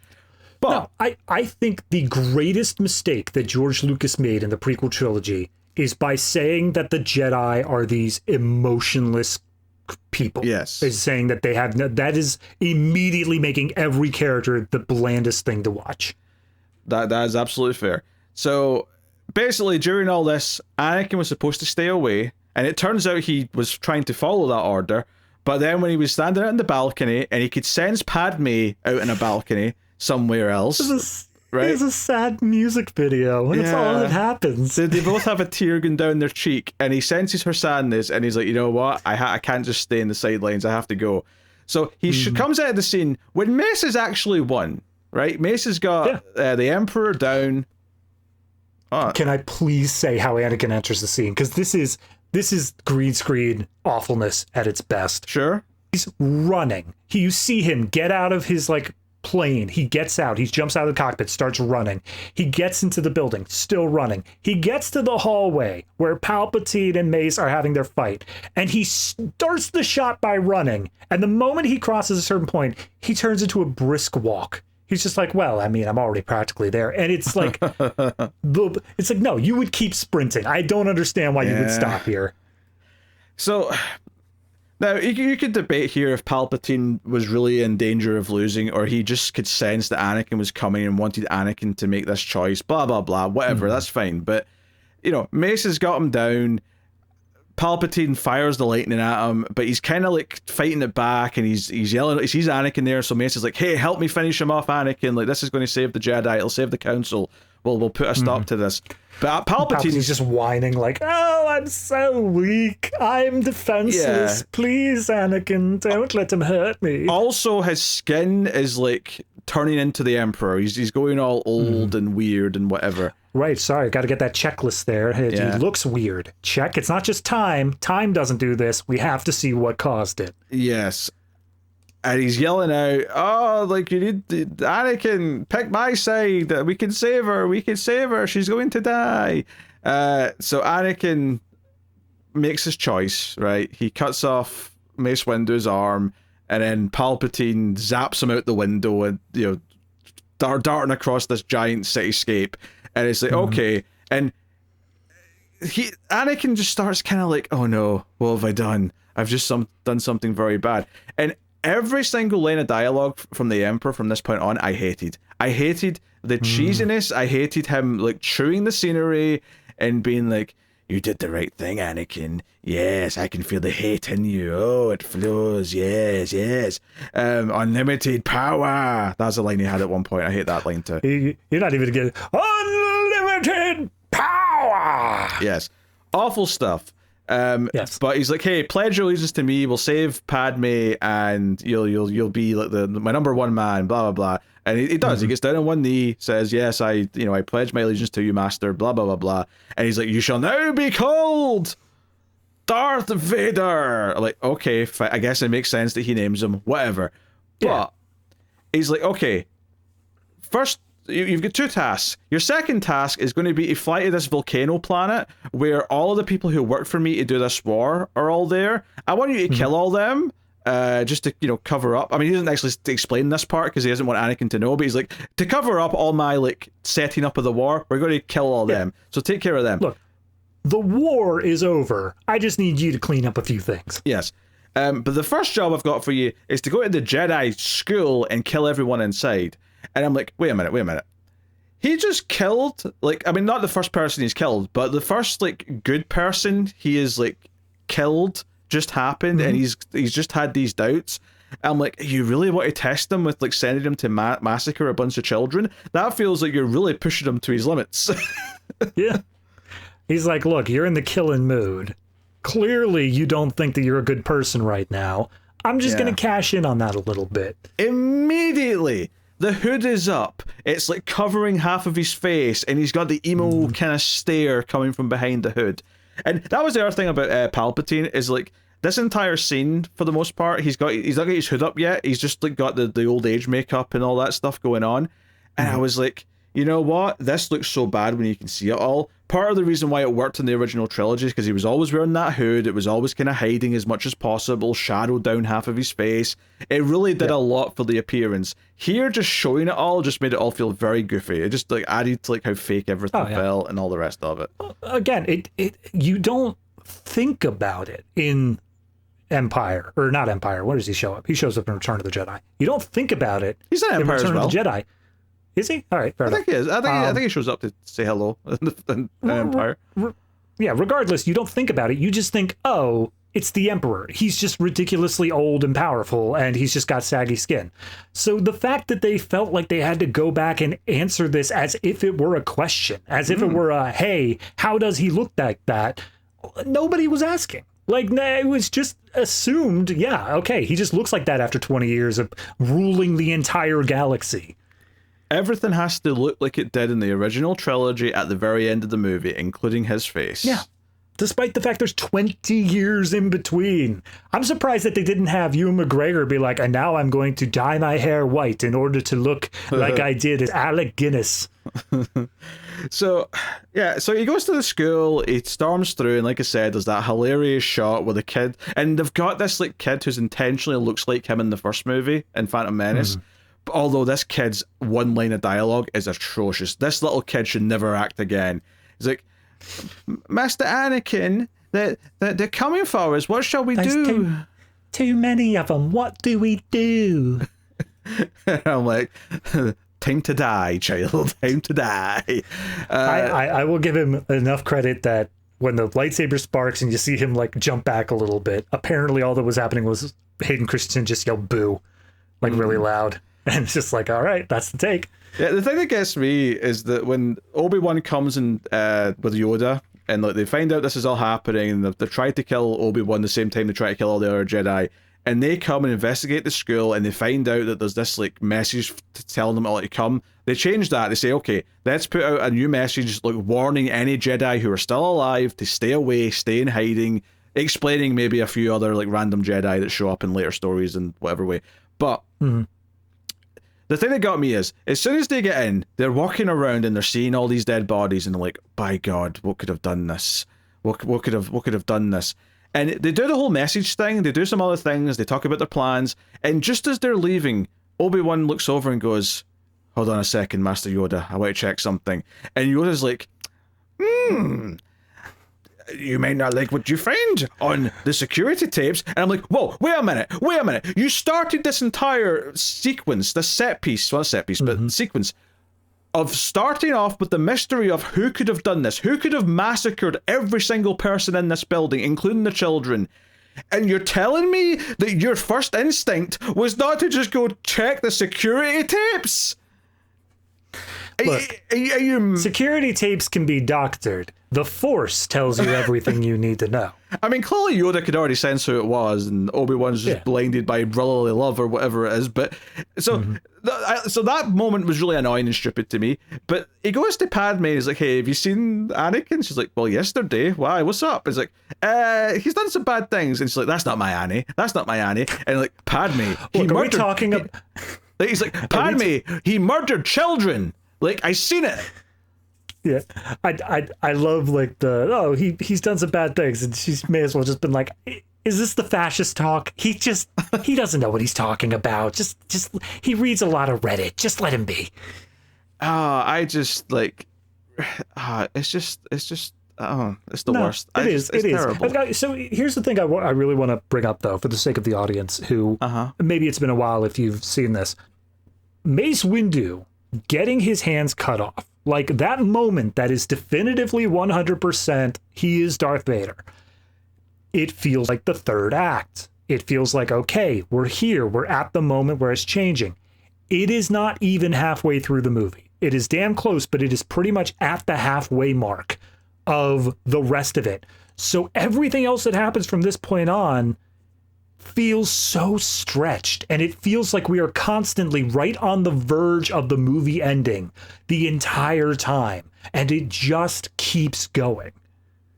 And yeah, can you tell that all the stuff that was happening with Obi-Wan really didn't matter that much? I mean, technically him going after Grievous and having a big fight with him is kind of ending the Clone War, apparently, but like, it doesn't matter in the grand scheme. It's just so that he's away when all the Jedi are being killed. Same with Yoda, who's going to see the Wookiees, because we have to see Chewbacca get a cameo. Didn't check that box, and man, the restraint they showed to not put a 10-year-old Han Solo in this movie.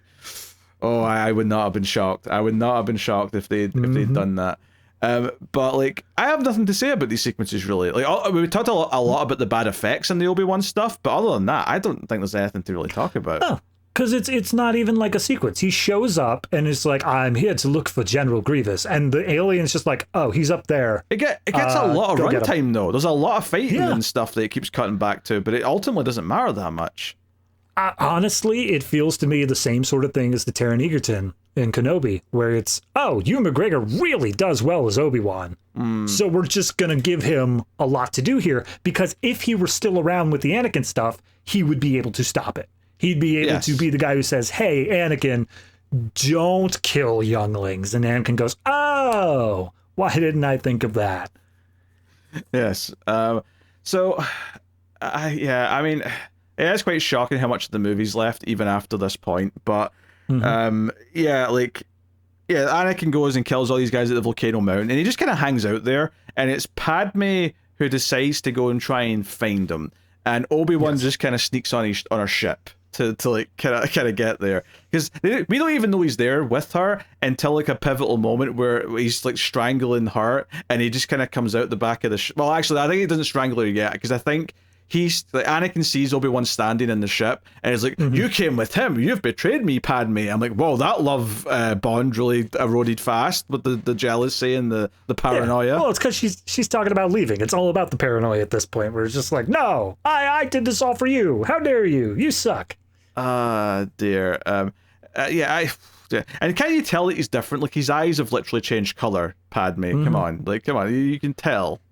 Yeah, look, if there's any one thing that's included in the movie that I did kind of want an explanation for, it's the eye color change, because that just felt like a sort of thing where they had something written somewhere that all of the mega fans were aware of, and they're just doing like the wink wink nudge nudge to the audience. They're just like, yeah, see, he's a Sith now because his eyes changed color. But for the audience, I'm like, what caused that?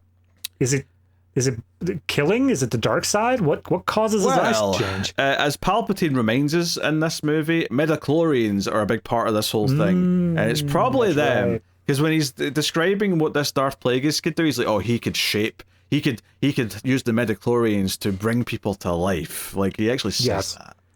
So, all right, I know you've forgotten about this several times. Do you remember the fact that Anakin was a virgin birth? No, I've forgotten that again, yes. All right.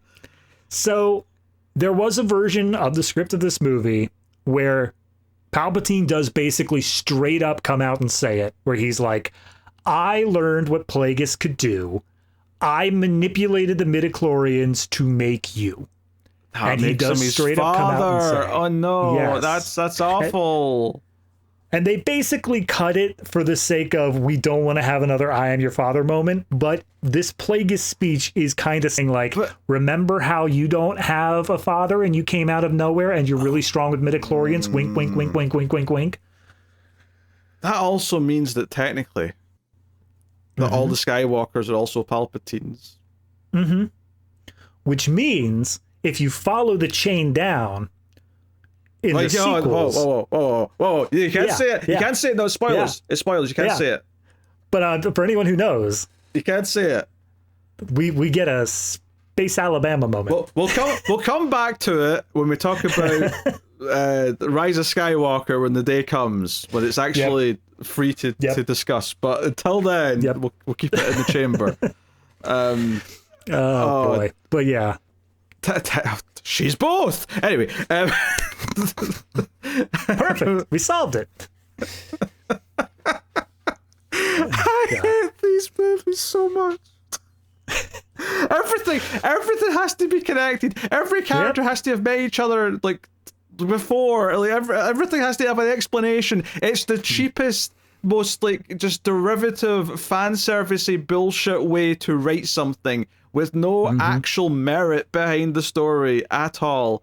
It's it's garbage. It's actual garbage. And you know, I mentioned to Matt, right? So I was doing a comics podcast yesterday, right? Time of recording. And I was like, oh man, I need to watch Revenge of the Sith. I'm not looking forward to it. And he's like, hey, but that final lightsaber fight on the volcano is really cool. So I went into this movie with a chip on my shoulder.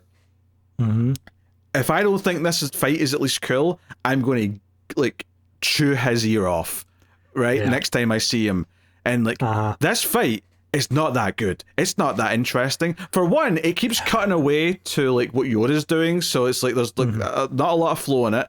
But it's not. The lightsaber fights in these prequels are trash. Like there's no real drama there. Like they do a whole obviously build up to it where he's like, oh, I don't want to have to fight you, Anakin, but Anakin's like, no, blah, blah, blah. So they'll both pull the lightsabers and they're jumping off platforms and on the lava that's flowing around and you know a bunch of things like that. Ultimately, all going to the part where it's over. I have the high ground. Another line that's quoted to me ad nauseum to remind me of this trash. It's like, so Anakin tries to jump, gets his legs cut off, and then the rock, which is right next to the lava, is so hot he gets set on fire. I think was meant to happen here. Yeah, he's so close to the magma plumes that it's just his clothes combust. Yeah, so he gets set on fire. He's all burned. His hair burns off. He's losing all of his limbs that he had left. The whole thing is like, you were supposed to be the chosen one, Anakin. You were supposed to like end the dark side, blah, blah. And I obviously, yes, technically he still will at the very, very end of his life. He still will. Well, here's the debate. Here's the thing that they play with, I think, more in the sequel trilogy, is the idea of what does it mean for the Force to be balanced? The Jedi seem to think no dark side. Whereas an interpretation that is explored in the sequel is, what if it just means like light and dark being equal? Like there is like the same amount on either side. To which point he does do that more or less because all the Jedi more or less are gone. And now there's just two Sith there. So it kind of evens itself out there by the end. Isn't there always just... I feel like someone told me this once, that there's always only just two Sith because they're so greedy and evil that there can't be more. Kind of like Larfreeze in the Orange Lantern Corps. I don't know if it's because they're so greedy and evil, but it's called the Rule of Two, and it's just master apprentice. And there are other people who like dabble in the dark arts or whatever. Like there are people, but like it's in terms of officially Sith, there's the master and apprentice, and that's all you got at any point. All right, well, good to... No, I guess. Yeah, I don't know. I don't know what balance means at that point, because it does sound like both should exist if you want balance. But the Jedi are very much, no, we have to eradicate this, which kind of sounds a bit, draconian. From my point of view, the Jedi are evil. Yeah, he says that at one point. Oh, God. Okay, so I do want to talk about this fight scene. I agree for the most part. In that sucks. Yeah. The actual fight scene itself. Here's the thing. It's spectacle 100%. Like, don't get me wrong. I don't think the choreography is really all that good, but like the parts where they are doing like a force push on each other at the same time and you get that like explosion backwards, I think that was an okay moment. The part where they literally clash swords as the giant magma plume is coming up behind. It's playing on your emotions. It is making it so that like, oh, that was a cool moment, therefore the fight is cool. However, if you just boil it down to what are the cause and effect moments here, like how do we work through this fight scene, they essentially bash around a bit in the control room. They end up pressing a button so that the shields on these magma generators would have turn off, and so they start melting away, and so they start going down the magma stream fighting each other. They have to jump off right before it goes over a magma fall, and then we basically go right to the point of you underestimate my power as he tries to get the high ground. Like, it's a brief fight, all things considered, but it feels so epic because of the setting to it. The moment you really look at it in terms of what happened here and take out the moments where it cuts back to Yoda, it's a lot less impressive than my childhood mind would lead me to believe. Because again, as a 12-year-old, this was the shit. I loved this scene. This was fantastic. But nowadays I look at it and I'm like, yeah, it's just, I don't feel anything for it. It's just not connecting with me. Yeah, I don't remember being impressed when it came out. What was I? I was 16. I didn't see it in theaters. I just kind of like saw it whenever it hit like the cable channels. Maybe a year later, a bit less than that, perhaps. I think I remember being very frustrated because there was this kind of like delusion of, oh, this one's the good one. Like this one was actually good. Like people had to convince themselves that the final part of the trilogy was a good movie because the idea that there was 3 new Star Wars movies that people had been waiting on for decades and they all sucked was just too painful to bear. So there had to be this idea. And it was like, hey, Revenge of the Sith should get Oscars. It should get awards. It's better than all these other things that came out. And I'm like, are you kidding me? There's like so much better coming out in 2005. It's not even like... Yeah, I think that's kind of like the absolute way that you could point to this is that this is the end of the prequel trilogy. This is the lead up of how he became Darth Vader and everything else. And it still was the number 2 grossing film of the year behind Harry Potter. Like, that should be a sign of something went wrong here. Yeah, and this is the same year that Serenity came out, and I was a big Firefly fan, and that movie was like one of the most special theater experiences in my life. It was such a greatly well-paced movie, nothing but likable characters, just everything that it could be. Now, admittedly, the slight asterisk being you probably kind of had to have seen the show to care enough about it because there's so many characters, but such an experience, and comparing that to this, which I think is just a goddamn mess that achieves nothing with its script and anything it's trying to do. And then all the fan servicey stuff at the end, like, you know, the Darth Vader suit going on for the first time. I mean, don't get me wrong, if there's one good choice made in all of that, it's the idea that when the mask is on for the first time, there's a pause, and then you hear the breathing for the first time. I'm like, okay, that's an okay way to handle that moment. The idea that he immediately sounds like James Earl Jones is kind of funny. I'm like, wait, he sounds like a whiny little skinny white guy this entire movie, and all of a sudden he sounds like he's got this big booming great voice. All right. I mean, in fairness, there were so many toys that were made for this that did like the voice changing of like deepening the voice. Everyone was sounding like James Earl Jones at that point. Oh dear. But yeah, and obviously Padme, unfortunately you killed her, and we get the comical no, and it's such a silly moment. I do have questions with the decision of killing Padme because of Big Sad. Like, oh, that's right. Yeah, the doctor literally says physically there's nothing wrong with her, but we're still losing her. She's lost the will to live. She's literally dying because her heart's broken.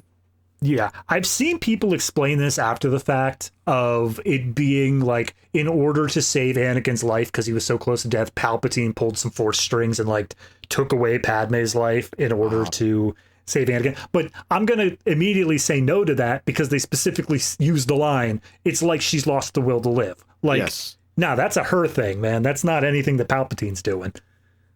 Yeah, nah, that's, I mean, she kind of has to be dead. It doesn't make any sense if she's still alive, unless... Well, counterpoint to that, there's a line in, I think, Empire, where Leia says, like, she's asked, like, what do you remember of your mother? And she says, oh, I remember this, that, and the other thing about her, like, growing up. And theoretically... But is that Leia, or is that... Or not Leia, is that Padme, or is that, like, Jimmy Smith's wife? Well, that's the thing, is that you could make the argument that it's Jimmy Smith's wife, but I think that it's implied at the point the way they're talking about it, because I think it's actually Jedi now that I think about it, that we're talking about her real mother. She knows that she's adopted. She knows that that's not the real parents.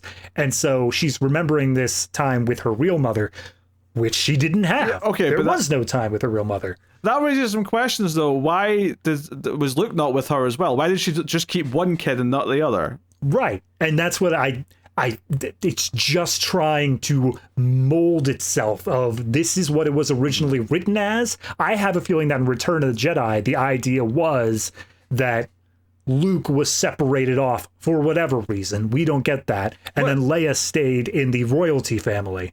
Did they always say they were twins? Maybe that was the thing they were getting at, is that like Luke was like the younger one. So she remembers the mum because she was around before Luke was. No, that's fair. I don't think there is anything in the movies that said that they were twins exactly. It's just that they were roughly the same age, so you're left to assume that. Yeah, because in this one they have to be twins because she's going to die as she's giving birth to both of them. So it's just the way it has to be now. But I don't remember if that was a thing before. No, I mean, if you look at the structure of how the old thing worked, it makes a hell of a lot more sense that I think the order of events needs to be Leia is born first. She lives with the mother. To be fair, she seemed older in the original movie. Because Luke felt like he was just out of high school and she felt like she was already like doing diplomatic duties in like her mid-20s or something like that. Exactly. I think the order of events needs to be that Leia is older, she stays with the mother, doesn't know her father that much. And then remember, they went through God knows how many hoops to make Anakin the actual literal brother of Uncle Owen and Aunt Beru. Like there had to be an actual family there so that it makes that connection. I think that it makes more sense that somewhere in adulthood, he was a Jedi Knight. He wasn't hanging around the family that much. He turned evil, but he didn't see the kids. And so Luke was born either just after that or around that same period, and he was sent off into hiding without ever knowing who his mother was. But the mother stayed with Leia because Leia was already a toddler at that point, at least for some time. That's how I feel like it was originally meant to shake out, but clearly that didn't line up here. Actually, here's a question. Now, maybe it's referenced at least once in Jedi, I'd have to assume. But does Darth Vader know that Leia's his daughter? I believe so. Not obviously in New Hope and probably not in Empire either, but I think it's brought up at the end there. I think it probably is brought up, but it does make me go, if the reason why he knows Luke's his son is because of the Force, then why wouldn't the Force also tell him that Leia's his daughter, like immediately as soon as he meets her in the first one? I will say expanded media that's come out after the fact, specifically comic books, is that the reason that he knows Luke is his son is because after all the celebrations and stuff, after destroying the Death Star, everyone's like, yeah, it was this young pilot named Skywalker. And Darth Vader's like, I'm sorry, named who? Named what? Someone want to fill me in on this? Okay. All right. Well. Okay, I mean, that is a plausible way that he could figure it out, for sure. That's fair. But okay. It almost feels like a missed opportunity not to have like maybe Leia come in and be with them as Darth's dying at the end, because she kind of deserves the closure as well. Yeah, but again, they didn't even do that. They didn't do the reveal of the sister thing until after he was already dead, because that's when she's talking to Han, is just being like, "No, he's my brother," and Han's like, "What?" True, but I mean, but obviously in the context of the movie, like we are already kind of like getting to that point, and like they knew writing that's where they were going with it. The difference, of course, being in the first couple of movies where they clearly did not know they were going to make them brother and sister, so they intentionally have a bit of flirtation here or there. Which, seems to be a recurring theme now that we've figured out the Palpatine bloodline. Yes. Okay. I mean, I don't know what else to say about this, to be honest. Only other thing I want to bring up as a sequence is the Order 66 sequence. Sure. Because we did kind of gloss by that. So once Palpatine gets his power and whatnot, he calls up the clone troopers seemingly on an individual basis. Like he just goes down the phone book and it's just like, execute Order 66. And all the clones agree. They say, yep, no problem. And we get a borderline montage across the galaxy, all the different places where battles are happening. And the clone troopers just stop what they're doing, betray their Jedi, and end up killing them. Yep, the old one with the beard, the blue one with the big sort of tentacly bits, you know, like they all get killed one by one very easily, very quickly, and I'm like, we have seen Jedi deflect hundreds of laser blasts. How is this so easy? Yeah, even then, like I feel like the Force is always kind of treated a little bit as a Spidey sense. And to see them so caught off guard, it just kind of strikes me as, what was the Force on that one? Yeah, and Obi-Wan was caught off guard as well, to be fair. He gets like shot at when he's like riding up in his lizard thing, and then just like happens to survive and then is able to escape and go from there. I love how they specifically do the bit where it's like Kenobi falls down into this pool and the clone troopers are like, no one could have survived that fall, and so they just assume he's dead. Meanwhile, when Yoda falls down, they make the explicit point of like, well, if you can't find a body, he's not dead. Keep looking. Yeah, well, I think like Palpatine's there for that one though. It's the idea that the grunts are idiots and will make assumptions, but Palpatine's not having that. He's like, no, no body, no death. Keep looking. Yep. I will say there is, expanded Clone Wars stuff after the fact. They explicitly say that there is a chip in the clones' heads that make them obey this stuff. So even if they were friends with the Jedi, they didn't have a choice in the matter. But it did feel a little bit more interesting to me, the fact that these soldiers are so loyal to the cause that they're willing to completely disregard their friendships with the Jedi over it. Yeah, because they do make a little effort to show that Obi-Wan's kind of friendly with the leader of the clones and like that troop, which I guess the idea is that it'll be more shocking when he just willingly turns on him. But it's just there's not much to it. I would say again, it's the sort of thing if they fleshed it out a bit more, it could have been a bigger deal. Maybe even show him like not want to go through with it, but then maybe feel like he has to or something. I don't know. Maybe that's too close to Anakin's whole thing that they don't want to feel like they're retreading any ground, but the movie's got enough problems. Again, I feel like the biggest problem here is the dichotomy of the two plots and having to cut in between them. I think that a lot more effort could have been putting into this slow decline of Anakin, or at least a more believable decline, if we had just had to focus on him rather than saying, and check out this 4-armed robot now available at Toys R Us. I don't know. I mean, my complaints keep coming back to the same broad ideas that are pretty much the same as the last movie, which is that the character arcs are not compelling, they are not convincing. It just feels like Anakin whines and he's moody and he's a bit emo, and absolutely no one should be shocked. The fact that Padme can't see that he's, even before they got married, he was talking about fascism and kind of plays it off like he was joking. He killed them all, the men, the women, the children, all of them. That should be a sign of, oh, this guy likes to shoot wild animals for fun.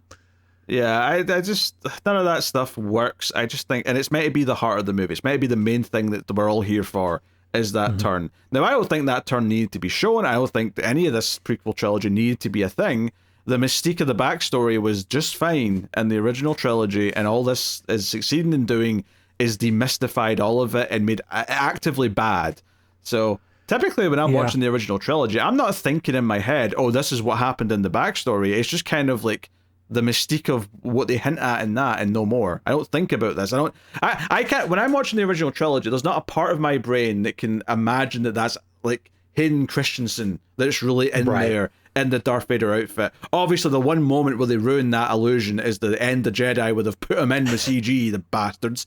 But other than that, like, my brain just can't, like, Hayden Christensen next to, like, Mark Hamill, Carrie Fisher, and Harrison Ford, are you kidding me? It's not even a competition. Three charismatic people, one of them, one of the best charismatic actors, movie stars, in Harrison Ford.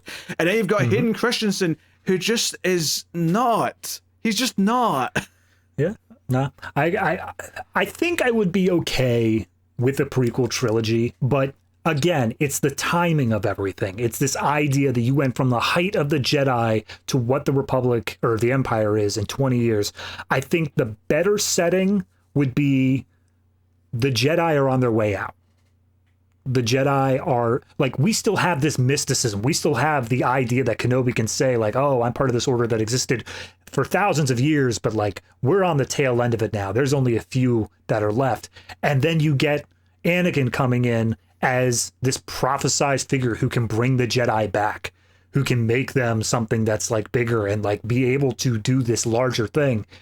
And everything can basically play out the same with the wars and stuff, but it's left in this sort of intermediary period where it doesn't feel like we are at the peak of society as episode 1 begins, it probably would feel closer to like what Rogue One is, where there's constant wars going on. There is this idea of the Empire developing, and we get to see that take over in its entirety. I guess what I'm basically saying is I want this set about what this timeline would put it about 4 years before New Hope. I want it to be in that sort of time, but stretched out 30 years prior to it. Well, we'll see what future movies bring. But we've got some ratings to do and things to pick. So let's just get into that. David, what was your scene of the movie?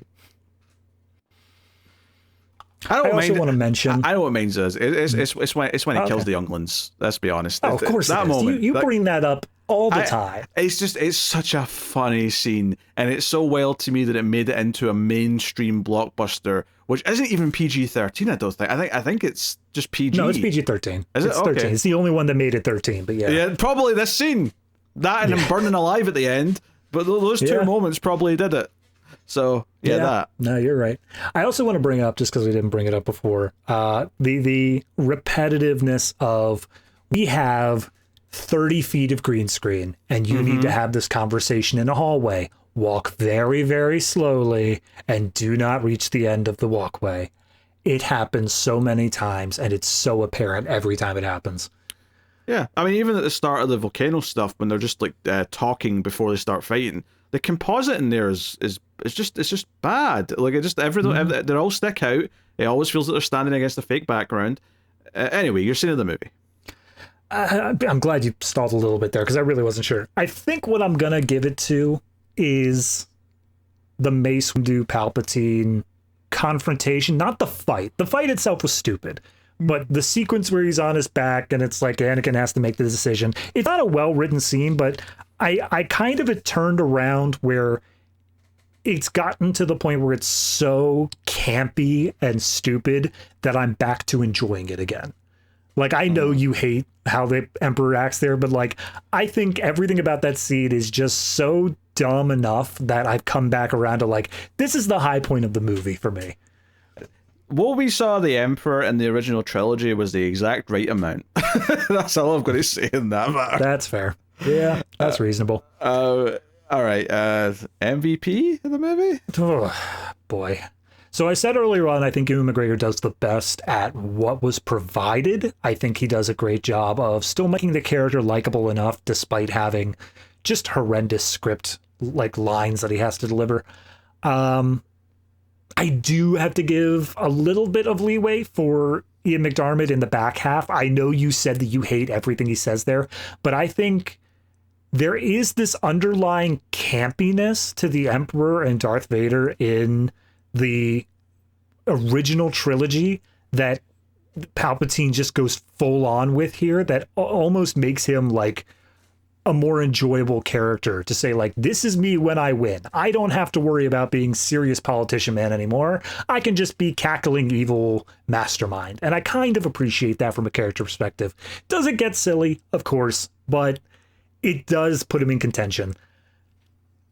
I think I'm probably still going to go with Ewan McGregor, though. I think he is, for what little in the movie he's actually used for, it's the most boring plot line in terms of the action. It has nothing to do there. But I think that he is the most enjoyable character by the time that you leave the film. John Williams. Okay, fair enough.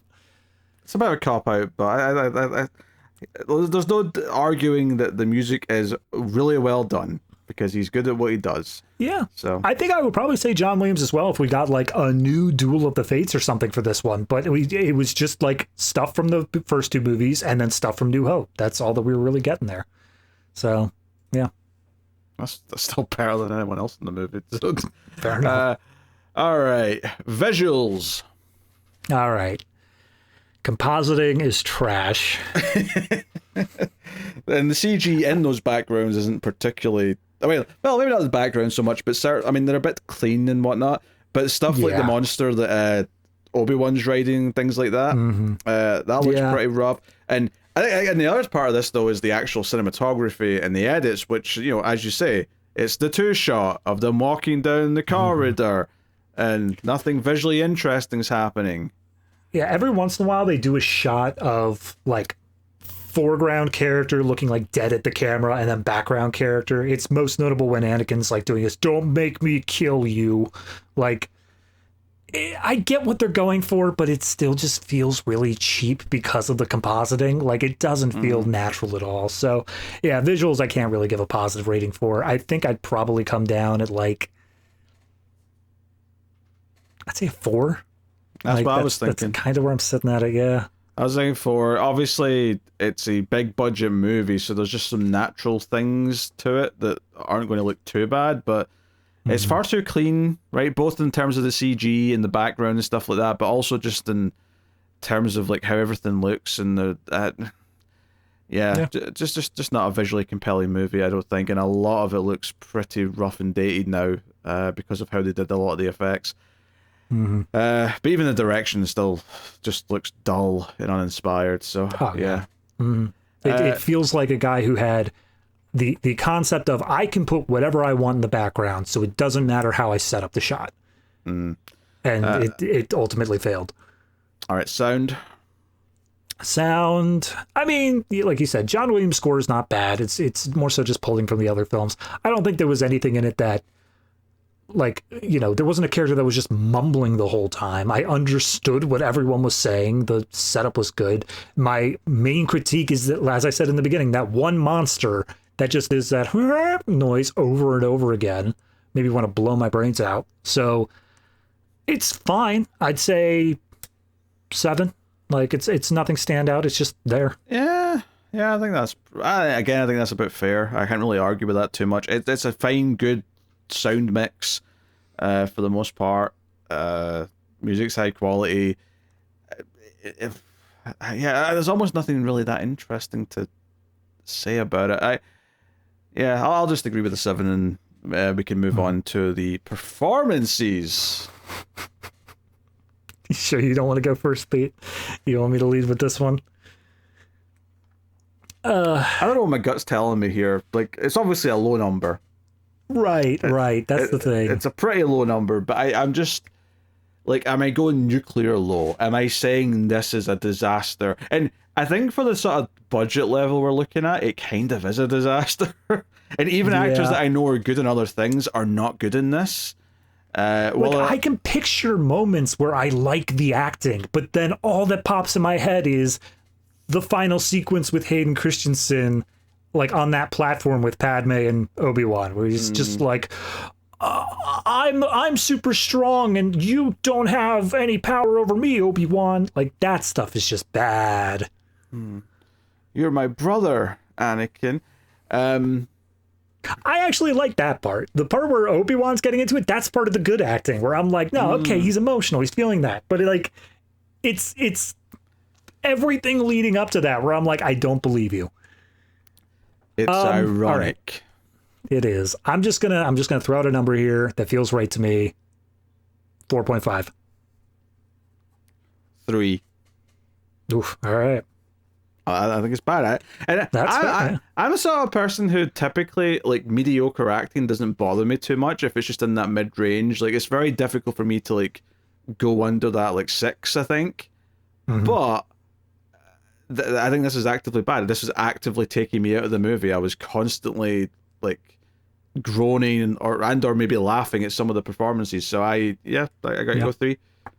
That's fair. Next up is script/screenplay. This is kind of why I give acting a little bit of more flack than I think you did, is because they're given nothing. They are given nothing to work with here. It is absolutely in this category where it is falling more flat than anything else. I'm not. I mean, if you want to see my reasons why I look at the entire rest of the review, I'm just going to say 2.5. Yeah, 2. Just a flat 2 for me. It's terrible. It's absolute garbage script. Yep. All right. And then production value. It's high. It's got me behind it. Congratulations. They had more money than what George Lucas knew what to do with. I think is maybe the way to put it. He sunk it back into toys. I mean, production value overall, I gotta say, this is definition of a Hollywood blockbuster for the era. So I'm going to say 8.5. My only thing is that, I like the effects are included here, and obviously they spent a lot of money on them, but I think they were not used wisely, and that makes it feel cheaper than it should. Even though I know it's not cheap, but it feels cheaper than it should be. So I think I can't go into like the very positive territory. I think for this, I'm going to go with like a 6.5, because I think the way the effects are used and how they're filmed makes it feel lesser. I am under the absolute assumption that the effects team did their job perfectly. With the tech that they had, they made it feel real. The problem was when the effects team presented what they had as the backplates and George Lucas presented what he had in front of a green screen, the compositing team was like, these don't go together. We can't make these go together. What are we supposed to do? And George Lucas says, well, figure it out. All right. What is your final rating for Star Wars Episode 3, Revenge of the Sith? I don't know, man. I'm looking at my previous scores for the rest of the prequel trilogy because it is kind of by reference. It's how I feel about each of them. I think this one is well above 2. I don't think that's even up for debate. I gave that one a 2.5. I gave Phantom Menace a 4. And I'm kind of feeling that. I'm kind of feeling like this is kind of on the level of Phantom Menace for me, but for very different reasons. I think that Phantom Menace was a better structured movie. It just wasn't like a really good Star Wars movie. This one has all of the action and stuff that I expect from a Star Wars movie, but the structure is trash. So I think I'm just going to give it the same level of a 4. If we're working in like really small decimals, it might be a little bit higher, but it ain't enough to get to the 4.5. Yeah, 3 out of 10. Okay. But I think I've said my piece. I think I've made it very clear how little I feel for this script. And there's a bit of like a compound thing as well, where this is the third one. So these problems have only gotten like more frustrating each time. And now I've had to sit through 3 movies and still felt nothing from them. It's just kind of a little soul destroying. And yeah, so 3 out of 10. Which is better than 2. I think Attack of the Clones is worse. But that is a very low bar, and this is just a little bit above it. So all there right. we go. And eventually we'll make our way to the sequel trilogy. God bless us. If nothing else, next Star Wars days seems like a good time to start tinkering with that. Right up until they announce that we have to get done Rogue One, Solo, and 3 more movies all before the next release. We will speed up if they announce a Star Wars movie that we have to make sure they're all done for. Not counting the one that's just ending the TV shows, because we're not doing that. But yeah, so David's going to do his homework movie in just a second. I'll just tell you a little bit about how you can support us over at patreon.com/MailFuzzTV or via YouTube membership if that's more your thing, if that's easier for whatever reason. But over at Patreon, you can get access to some bonus monthly shows, such as the Criterion Cut, where we review movies from the Criterion Collection, or Extra Reels, where we review some of the worst things ever made. I get that this would kind of count in that as well, but this is a sci-fi movie that's big enough that had to be on the Sci-Fi Show. But, we've done Neil Breen villains, we've done I've done Tommy Wiseau yet, but one day, Don't hit me with you can't just spring that on me. We've done Uwe Boll, we've done all sorts of, the Mount Rushmore of crap, if you will. So, you can check out that. There's a good almost 30 episodes of that now in the backlog. Criterion Cut's not far behind it, plus there's bonuses for other shows, such as the horror movie podcast, Screams After Midnight. Go check out that. I do that with Tim. Go check all this stuff out. Like, subscribe, all the usual YouTube stuff. Anyway, every week, David goes back and watches a movie from before he joined the show to catch up and make sure he's up on all the sci-fi stuff. So, David, what was this week's homework movie?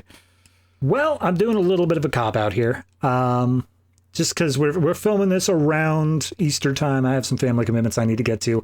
Didn't really have time to watch a Hallmark movie. However, a few weeks back, I just happened to watch completely separately, not for review, one of the films that could technically be Hallmark. So a couple weeks back, I watched What Happened to Monday. And that was a random one to just watch for no reason. It was just like, oh, hey, let's put on a random movie. Why not? And so we put it on. It's okay. It's very okay. And that's kind of like a feeling that I kept wanting it to do more than it was doing. Like every time that they introduced something, I kept thinking, oh, wow, they've got a lot they can really do with this. I mean, the world even that they set up is this very interesting world that they could do a lot with. And by the time the movie ended, it just felt like, all right, well, that was the safest path through the movie, I guess. It didn't feel like they really took any major swings with it at any point. So in terms of like special effects and stuff like that, they did a very good job. I think if we're talking compositing, this is how you do it. Yeah, for those who are not familiar with the premise, Numi Rapace plays different, like 7 different characters by herself. So there's a lot of effects working into making her appear on screen multiple times constantly throughout that movie. Yes, and it works. It does a fantastic job of making you think that these 7 characters are all actually in the room at the same time. So kudos on that. But yeah, it's my biggest problems come down to the plot, where they set up this very interesting dystopian world. They set up a very interesting character dynamic, and then they just kind of don't do anything with it. It just is a very stock standard plot where it feels like it keeps wanting to build up to something larger and never actually does. So I still think it's okay, but not great. So I'm gonna come down at a 6. But I mean, I don't know what more to say about it. It's just kind of, after hearing how well from you, analytics-wise, that review does, I was expecting something incredible. Oh yeah, I don't know why the review did so well back in the day, but for some reason it did. It's a Netflix movie, it like through and through. Some nice ideas, but ultimately it never goes above just being a made-for-Netflix movie, and that's just kind of a shame. Yep. So, yeah, okay. There you go. We'll be back next time with another... Oh, hopefully it's a good movie, because we just had to sit through that. It's Borderlands! Yeah, great. Thank you, Peter. Who writes these schedules? I'm sure it'll be great. Kevin Hart, Jack Black. You know, Pete, I remember this being on the schedule at one point, but for a totally different show. It's a major mainstream sci-fi release. We have to do it on the Atomic Cinema Experiment. Yeah, we have to. We have don't skip any. You guys, for 6 seasons, you and Tara didn't do any of the Star Wars movies. You only got those finally, or not the Star Wars. Which one am I thinking of? What's the one I'm thinking of? We just started the. Oh God, it's gonna bother me now. Planet of the Apes. That was it. You guys didn't do any of those new Planet of the Apes ones, despite those being major tent poles that were coming out. But what are you talking about? Yeah, but they were all before we started the show. Even the last one? I thought the last one was. The one we did was obviously during the show, but like... No, I was talking about War. War was before... Oh, yeah, you're right. 2017. For some reason in my mind, that was 2019. I was like, what point are you making here? They all happened before the show started. Never mind. I'm just an idiot. I concur. That's the show, everyone. Thank you very much for joining. We do appreciate it. Keep watching science fiction and computer at Salsa. Unlimited Salsa!